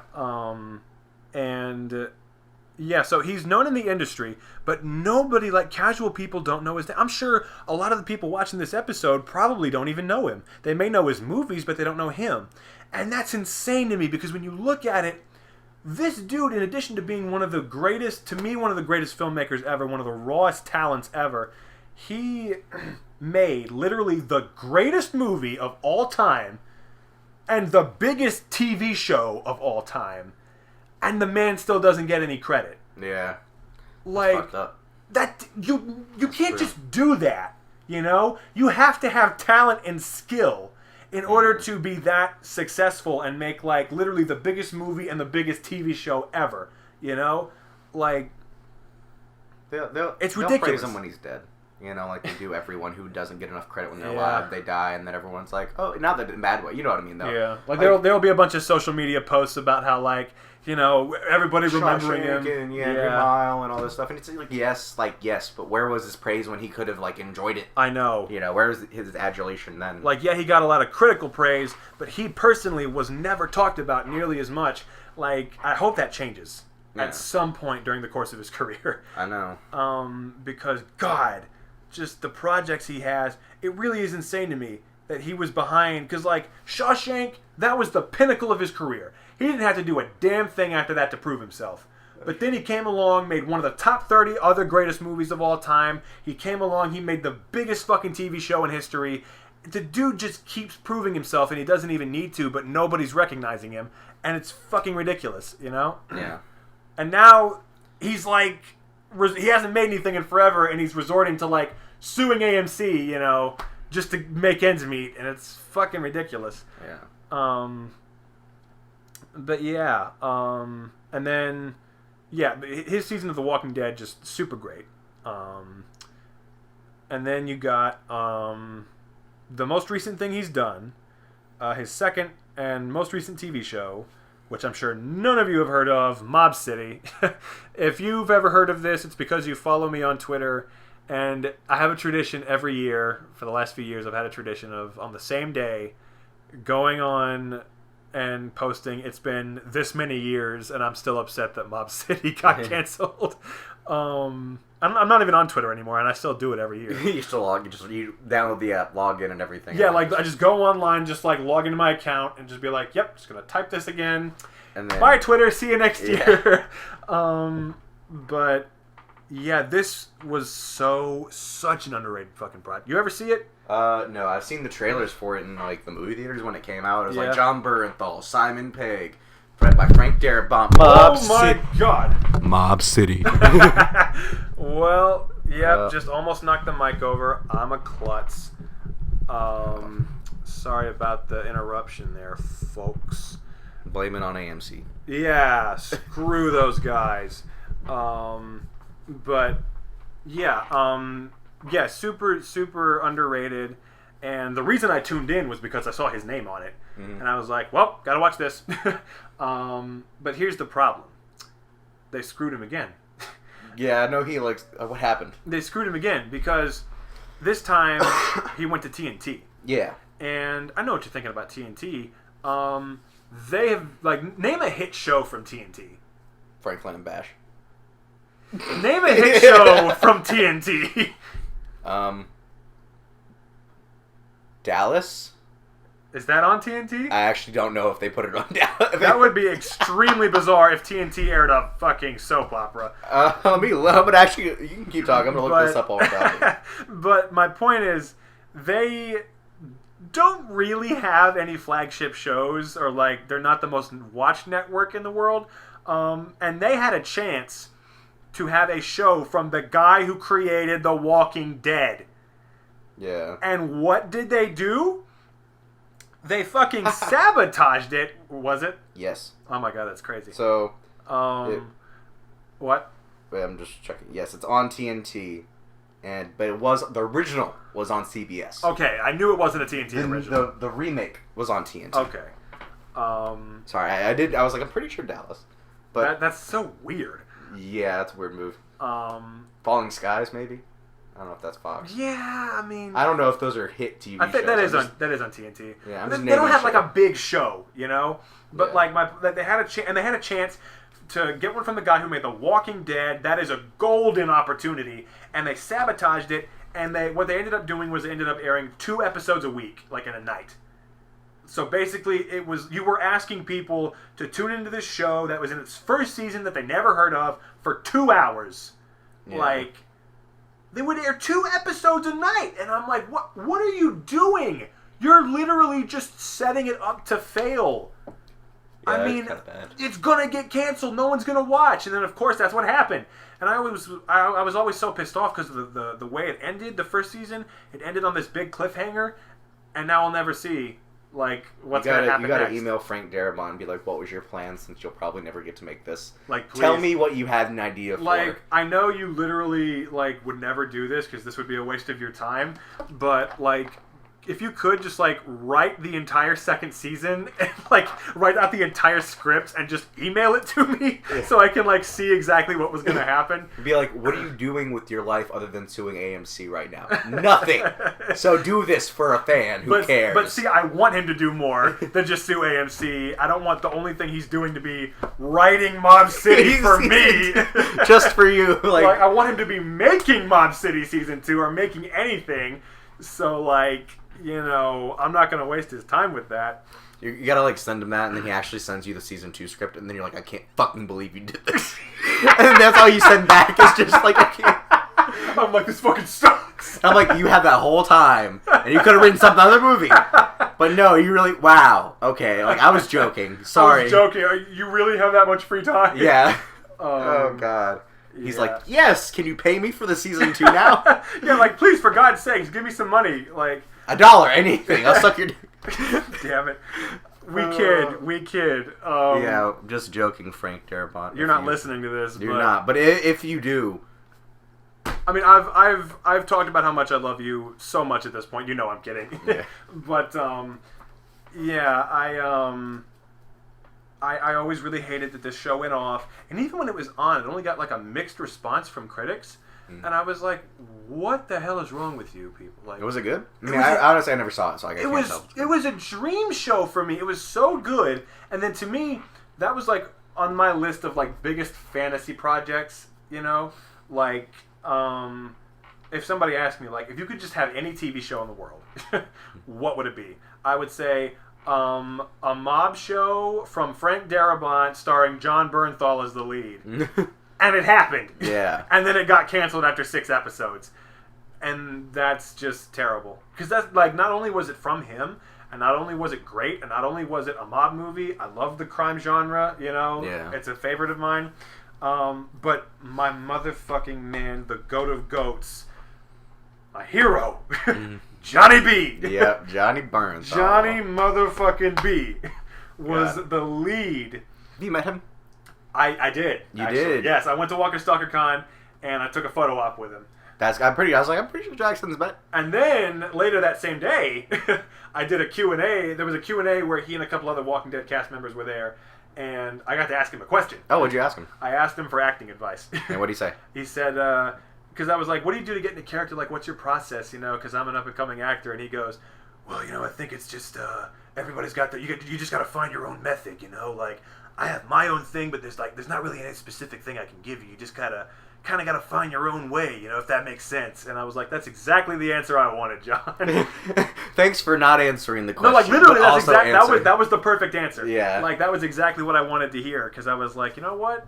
That was my instinct, and you've just confirmed it for me.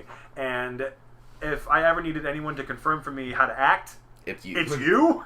Because seriously, watching The Walking Dead is when it's weird because I saw Mob City first. Yeah. And wait, really? Oh. Yeah. And didn't it come out afterward? Yeah, well, I had to. Yeah, I did, but I didn't start watching The Walking Dead until right after the 4th season ended. Damn.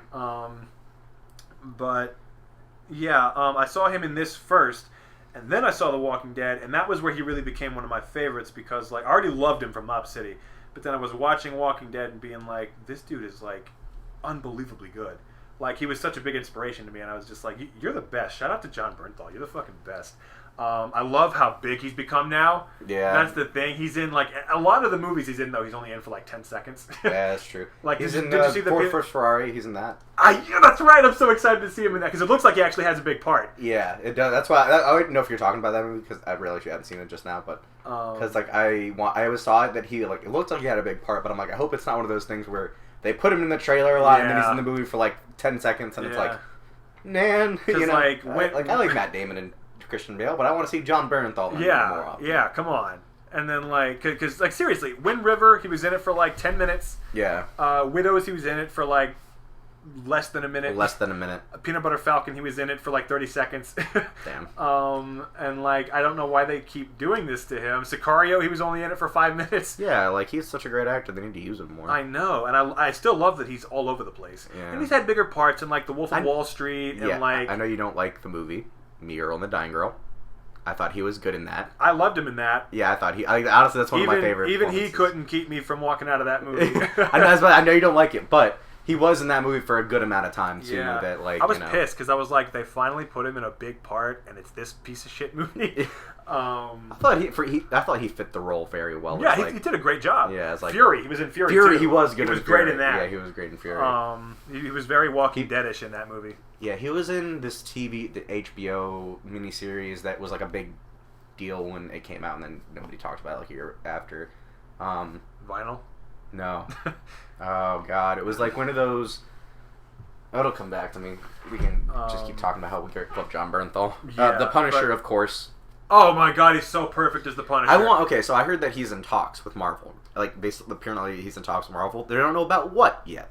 There's no but they're assuming it's Punisher related. It's got to be that. But I'm hoping they do a Joker, but with the Punisher, but not an origin story. Just do a hard R, down to earth, gritty movie, but Jon Bernthal's Punisher, and just continue where the TV show left off. Fuck yeah! I was thinking I'm completely for it. That was my thought, because I was I feel like DC might have been oh, we love the Joker. We saw how we love the Joker, but we saw how DC did the Joker, and that worked. And we don't want to do something the exact same. Yeah. But if they could come close, it would be a gritty Punisher movie, hard R, Jon Bernthal on the cast, and just do something about batshit crazy. Because the show was pretty crazy already. Yeah, exactly. Literally just take off from the show and just go do something awesome for a great movie. I would love to see that. Yeah, that'd be amazing. Please, Marvel, if you're listening, please bring back the Punisher and all the other Defenders except for Iron Fist, and have Frank Darabont direct it. Yeah. See, now we're using our heads. Yep. See, now we're using our heads. Exactly. Please, Marvel, make Frank Darabont do a Punisher movie, please. That would be the greatest thing to ever happen. That's another dream project of mine, because he would crush that shit. Oh, he would. Because that's the thing that, a lot of Darabont's later projects have proven is that he can branch out. Yeah. Because his first 3 movies were kind of similar in terms of tone and content. Excuse me. Then The Mist is where he started to transition, because that was horror. That was it wasn't a period piece either, so it was very different from anything he'd ever done. Mm-hmm. Walking Dead was a lot more horror oriented, yep. and it was just very different. like the setting and everything. Mob City was like a gritty crime show. Yeah. You know, like he can do other things. He's got range. He's got a lot of range. So he can do a Punisher movie. Oh yeah. Because it would look kind of similar to Mob City, I would imagine. Because Bernthal in a gritty ass setting, like just shooting people, like. That'd be fucking good. And he would, knowing him, he'd be able to make that emotional aspect of it too, where it's not just like people with, are like, oh, I just saw, like, they'd be like, oh, I didn't just see like an action movie. They'd be like, I saw like a gritty drama that had a lot of action in it. Yeah, but like, I consider, I like those movies that are like, they're dramas, but like they got some action in it. Like Death Wish. Yes. Well, the original one. Yeah. Not the shitty new one. Not the Bruce Willis one. Yeah. But yeah, Mob City. Fantastic show. I know none of you have fucking heard of it. Watch it. It's incredible. Well, I mean, if you don't want to be heartbroken by the end that you're not going to ever see a resolution, the cliffhanger is really brutal. But it's worth it for the 6 episodes, man. It is so fucking great. Especially if you're into crime stuff, like it is such a great fucking crime show. It's got a great cast besides Bernthal. Jeffrey DeMunn is in it. Alexa Davalos, Neil McDonough, Edward Burns. Love Neil McDonough. Yeah. He's just like low key, like another actor. He's always an asshole, but I love him. Not always. Okay, I was about to say, I was thinking about this. Like in the beginning of his career, I felt like he played a lot of asshole, and then recently I've seen him and stuff, and I'm like, okay. Because like I know him mainly from Walking Tall with The Rock, and he plays the villain in that movie, and he plays a dick. Yeah. And because as a kid, I saw that movie. He's got that kind of look, you know? Like that, like Howard from Better Call Saul kind of look, you know? That is true, yeah. But, yeah, and it's, who else was I going to say? They have some, like, really big special guest stars throughout the show. Like, Simon Pegg is in the first episode, and he's American, and it's weird. I hate his American accent. It's weird. Have you seen The Boys? He's on The Boys. Is he seriously? And he does an American accent, and it is weird, and I don't like it. I like his. He also plays one of the characters' dads, and I'm like, he doesn't look like a dad. Like especially like a. I think he definitely looks like a dad. The dad of a 25-year-old. Okay, no. Yes, the guy looks like 25, maybe mid to late 20s. I can see him being the dad of like a 16-year-old. Yeah, no, he's not a 16-year-old. This guy is like a middle-aged man almost, and I'm like, I can't see him being that. That guy looks like he's like older brother maybe, but no, that's his dad for sure. That's bizarre. That's the only thing. I love that show so far. Yeah, so far, I need to watch it. The only bad thing about it is not bad thing, but just weird. I can't grasp. I can't put my head around that one. Yeah. The Simon Pegg. I'm like, well. But Huey, sorry. That's his voice, is like very like no, I've heard it, because he's on Mob City. He's like, well, you telling me you don't moonlight? You know? He's like, yeah, I'm a comedian, and they don't like me, but whatever, fuck them. Oh my god, he does a New York accent on that one? Well, not like straight New York, but it's kind of like that, you know? Yeah. And he plays a comedian, and he's only in the first episode, and he's really good. And then later on, Ernie Hudson makes an appearance. Yeah. And I thought, Ernie Hudson is so fucking cool. He doesn't get enough credit. He's one of the coolest fucking actors ever. Like, yeah, a lot of cool guest stars. There was one more. Oh, very, very, very underrated actor. Patrick Fischler has a guest appearance towards the end of the show. I don't know if I've heard it. I've probably seen his face, but I don't know. Have you seen Mulholland Drive? Yeah. He's the dude in the restaurant scene where he's sitting there talking about, like, the nightmare he had. Yes. Yeah. I know that, and I never knew that guy's name. He always, like, I know who his face. Like, I know his voice. He's one of those guys who, like, just pops up everywhere, but you don't know his name. Yeah. Like, I know his name, and I know his voice. His, like, there's too many things I'm thinking of him for right now, but yeah, go ahead. Mm-hmm. Yeah, he plays, like, a big part in the last episode, and, yeah, it's really cool, and fucking Edward Burns is so good on this show, too, like, legit. Eddie Burns was hit or miss, but I like him. Usually. His career's been hit or miss. But when he hits, he hits. Yeah. He was great in Saving Private Ryan. But not The Holiday. No, not The Holiday. Or 27 Dresses. Or a lot of the stuff he's been in. All of his romantic comedies. No offense to Edward Burns. You're cool. I like you. Just stick to, like, gritty stuff. Yeah. Action movies and war movies. But because he plays Bugsy Siegel on this show. Oh. And he does a very, very good, 1,000 times better than Warren Beatty. Yeah. This is the true version of Bugsy Siegel. The true Bugsy. No offense to Warren Beatty, you sucked in that movie. But yeah, so those are all his like major projects. And it's unfortunate that the last thing he did was all the way back in 2013. I really, really hope he has something else in the future. That would be awesome. At least one more project. At least one more. And well, you know what? You know what? Actually, this is the perfect segue. One project I'd love to see that he wouldn't direct, but he would write it, is because like next we're going to talk about the projects he's been involved in that he didn't direct, where he just wrote, like the movie projects, like after he got big, like not the ones we covered before, like before he was famous. While he was already a big director, he kept writing stuff, and one of the things he wrote was he wrote the script for that god-awful Kenneth Branagh Frankenstein movie with fucking Robert De Niro as Frankenstein, which is one of the worst casting choices in the history of cinema. Sorry, Martin Scorsese, but Robert, that's the best role you could have put him in. Not the Irishman. Yeah. More like the Franken-Irishman. I don't know. I'm just coming up with dumb shit at this point. But yeah, no, that movie sucked. That movie is so fucking... Literally, it's exactly what you think. Because, like, you would hear that and you'd think, oh, so they get him to, like, change his accent? No. It is exactly... It's like an SNL sketch. It really like, is. Seriously. He's like, I'm Frankenstein. I'm afraid of fire. Like, they don't tone it down at all. It's ridiculous. And it was, like... It was clearly their attempt at copying Francis Ford Coppola's Dracula movie. Yeah. And it didn't work. Not at all. But the problem is, Frank Darabont wrote the script. And he said, this is the guy who made The Shawshank Redemption and The Green Mile. And he said this was the greatest script he had ever written.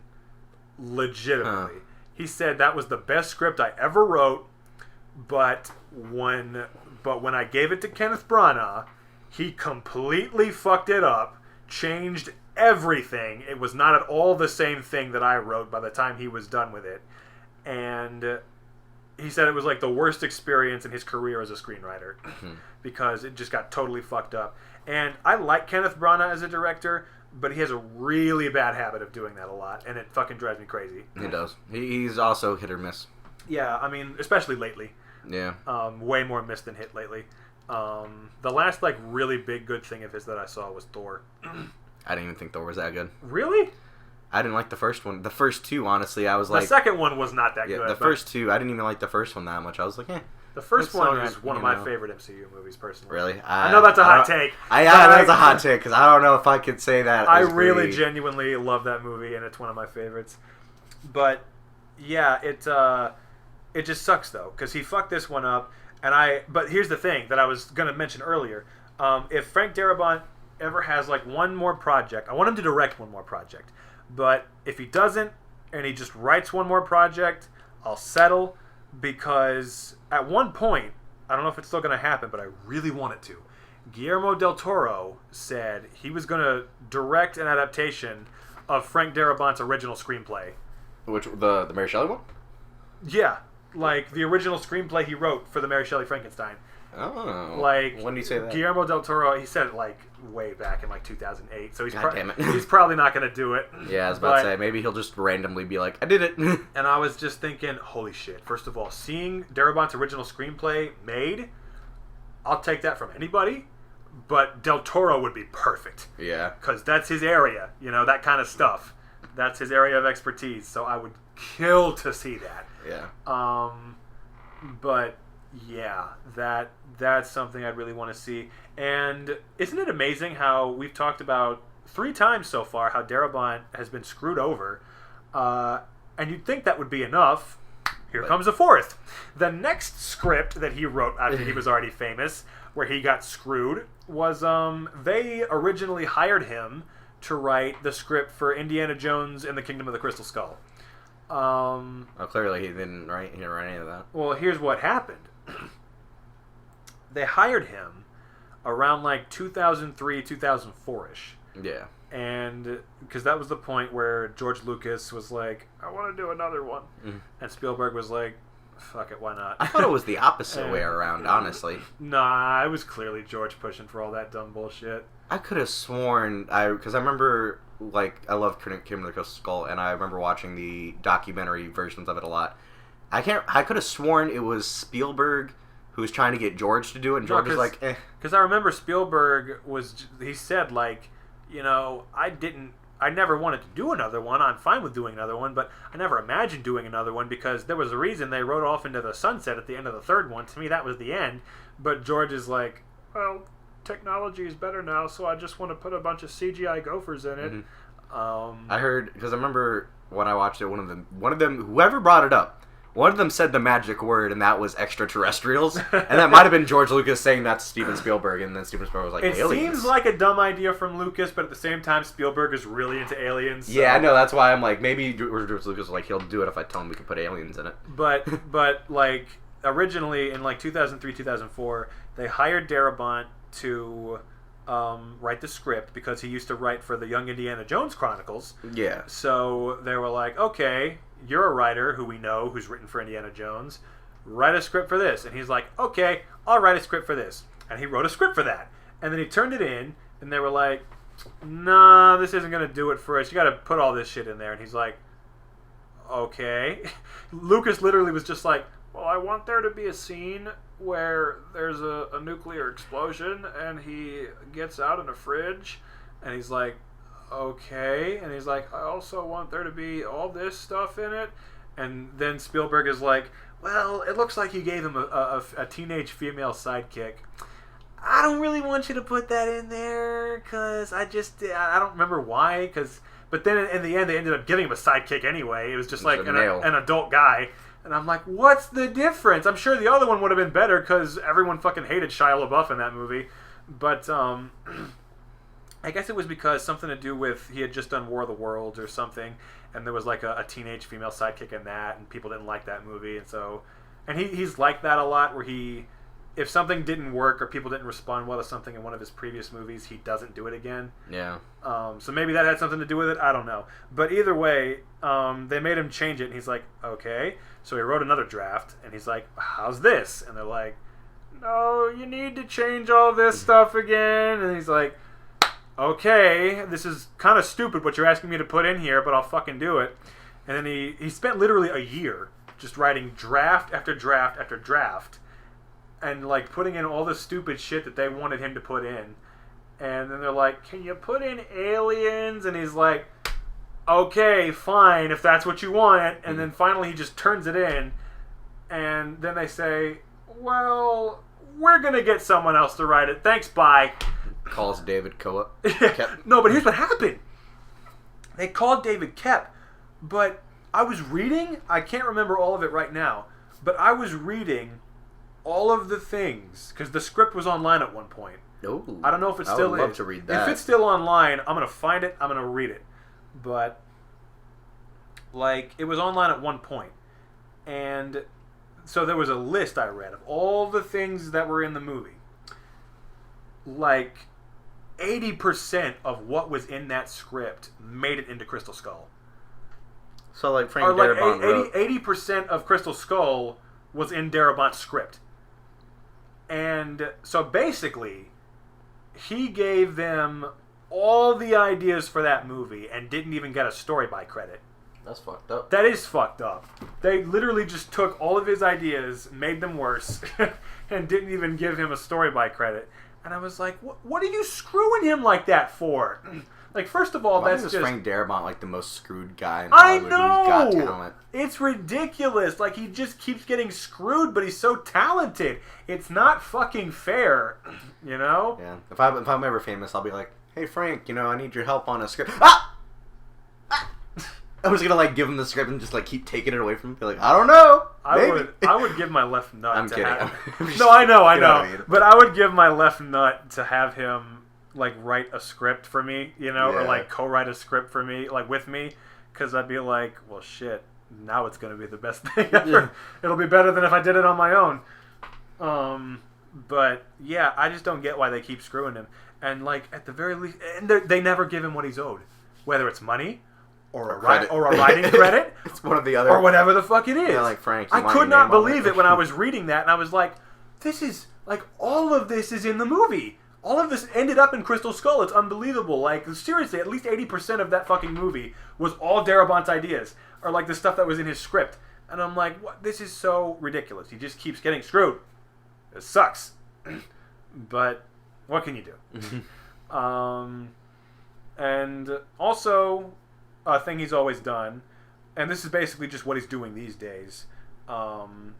He's, for a long time, worked as a script doctor, which, for those of you who don't know, a script doctor...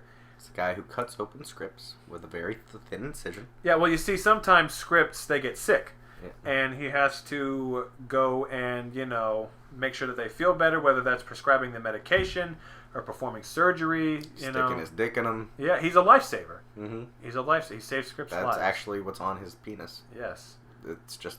He has the word script doctor tattooed. He has the word script on one testicle and doctor tattooed on the other. He thought the movie Dr. Sleep was about him for a second.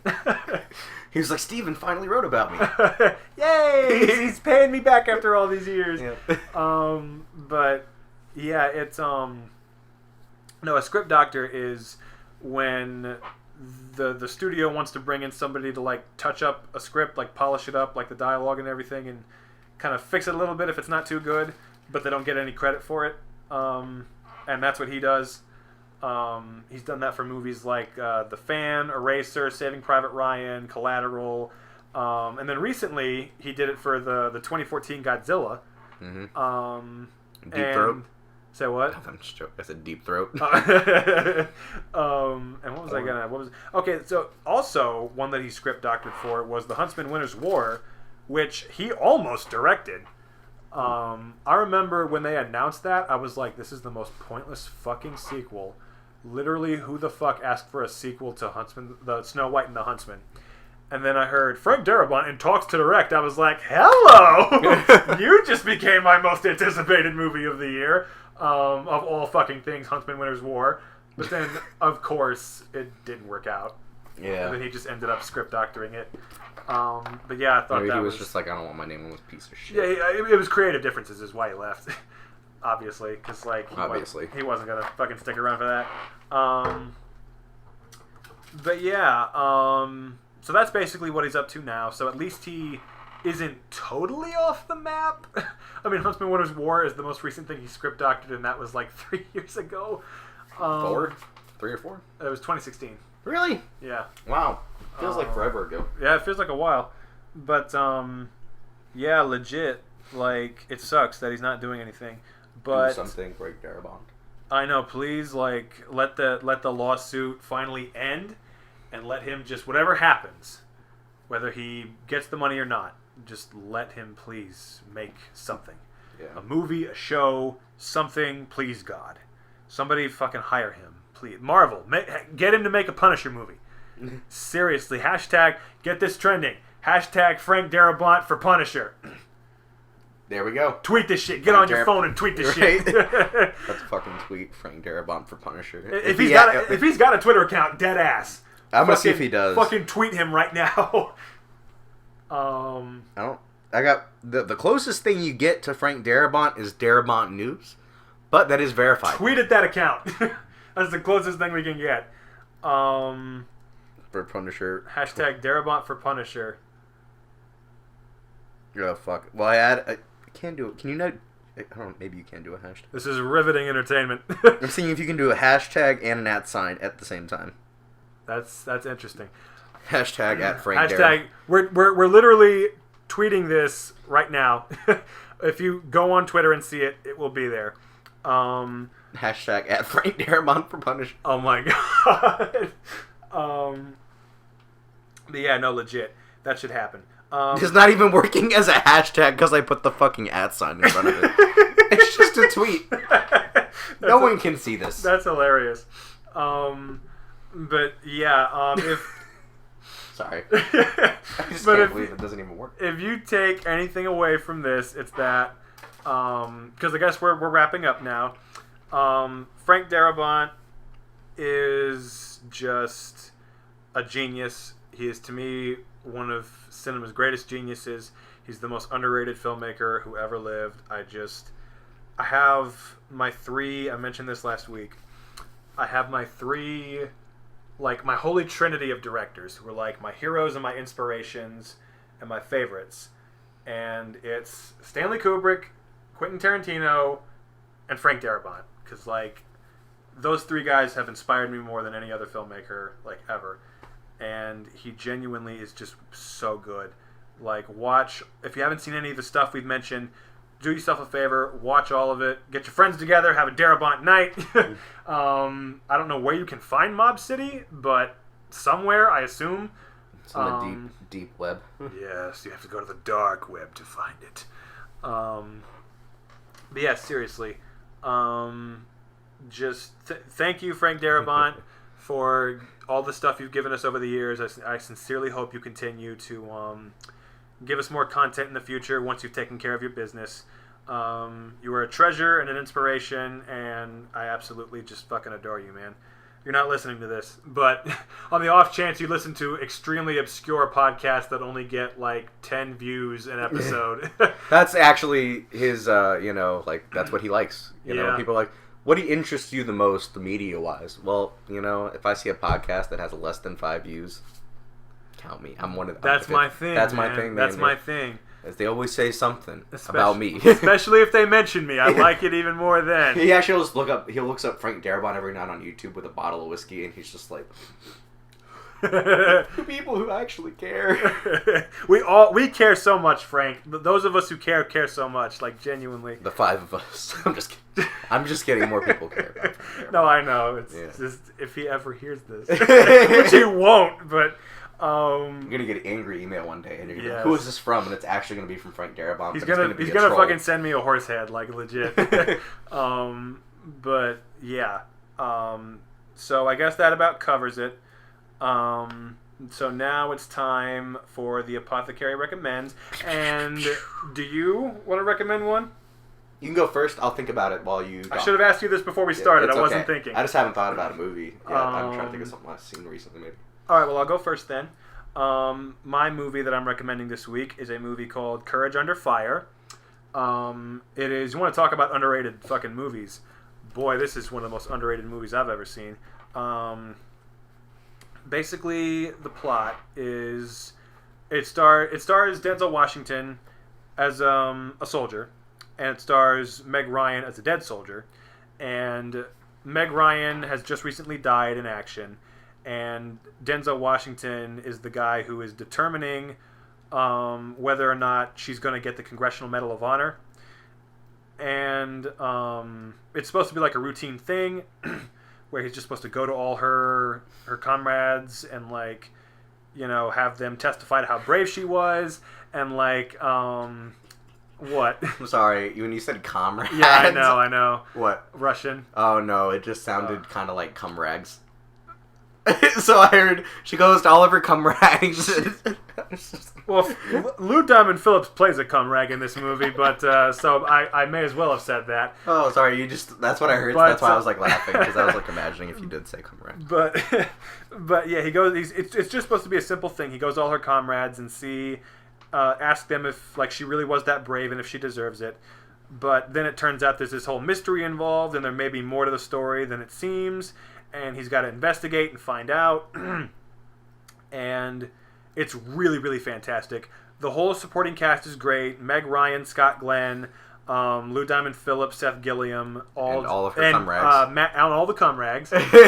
And pre-Good Will Hunting Matt Damon, who looks young as fuck. He just came from a comrag. He did. He did, yeah. And...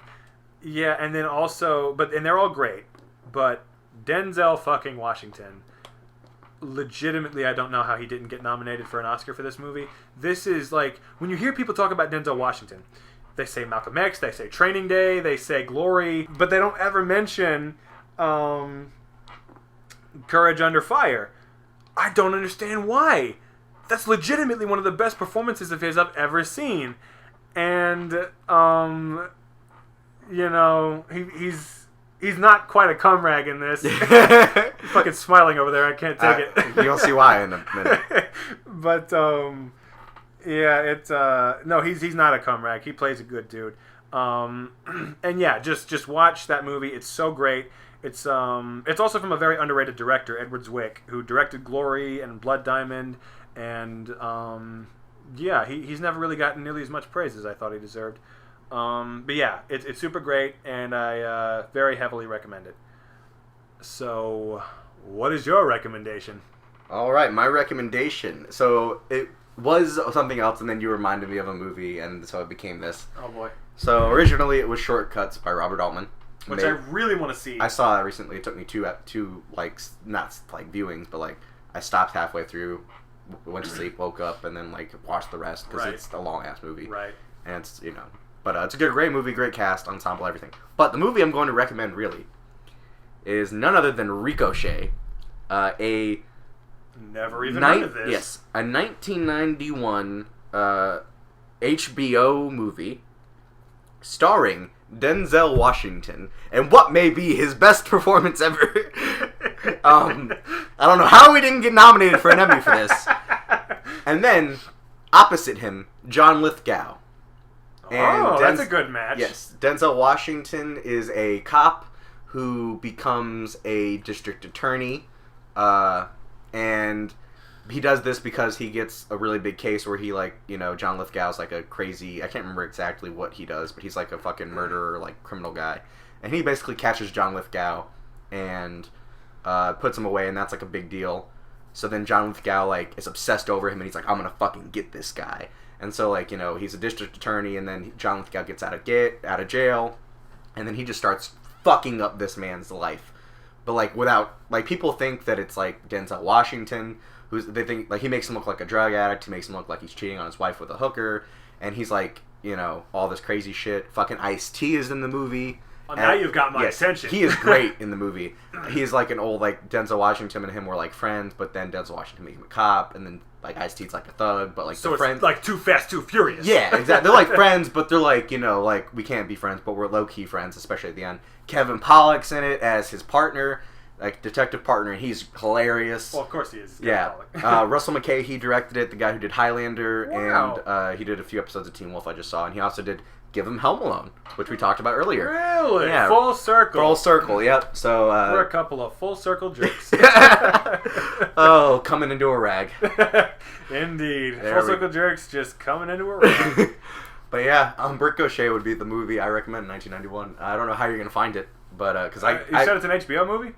I'm pretty sure. It should be on HBO Go. Yeah, because I don't know for sure because it was in 1991 and it said HBO Home Theater when Sam and I started it because we watched it on DVD. And it had the HBO logo on it. So I don't know for a fact, but it seemed because we watched it was pillar boxed and everything, like a TV, Yeah. So that's why I'm thinking it was a TV movie. I don't have confirmation on that, but It seems to me like it's a TV movie-ish. Huh. Interesting. Type of That's a big cast for a TV movie. It must have been a big prestige TV movie. It seemed like it because it was there was a lot of people in this movie. Who else was in it? Fucking John Amos is in the movie. Really? Yeah, he's in it for a little bit. Huh. But yeah. Well, that sounds like everything is severe. all for the rated R, it's all severe. It's a severe movie. Well, yeah, that sounds interesting. I'm gonna have to watch that. And speaking of, this may be a little bit off topic, but not really. Speaking of your recommends, the last thing you recommended on this show. Yeah. Was The Killing of a Chinese Bookie, which I just recently recorded. Oh, and yeah. I'm going to watch that as soon as I can. Hell yeah. So that'll be fun. But, yeah. So thank you all for listening. Please like and subscribe. I'm a whore, but not a cum rag. Two different things. Yeah, two very different things. Ring the bell, and... Don't call me Shirley. Don't call me Shirley, and follow my Instagram account. It's in the bio.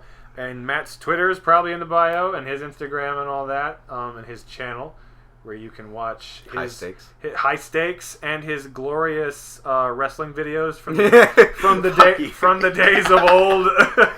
Oh my god! You wanna see the greatest short films of your life? Watch this man's wrestling films. Honestly, though, I haven't seen any better ones. Scorsese would weep if he could see how good.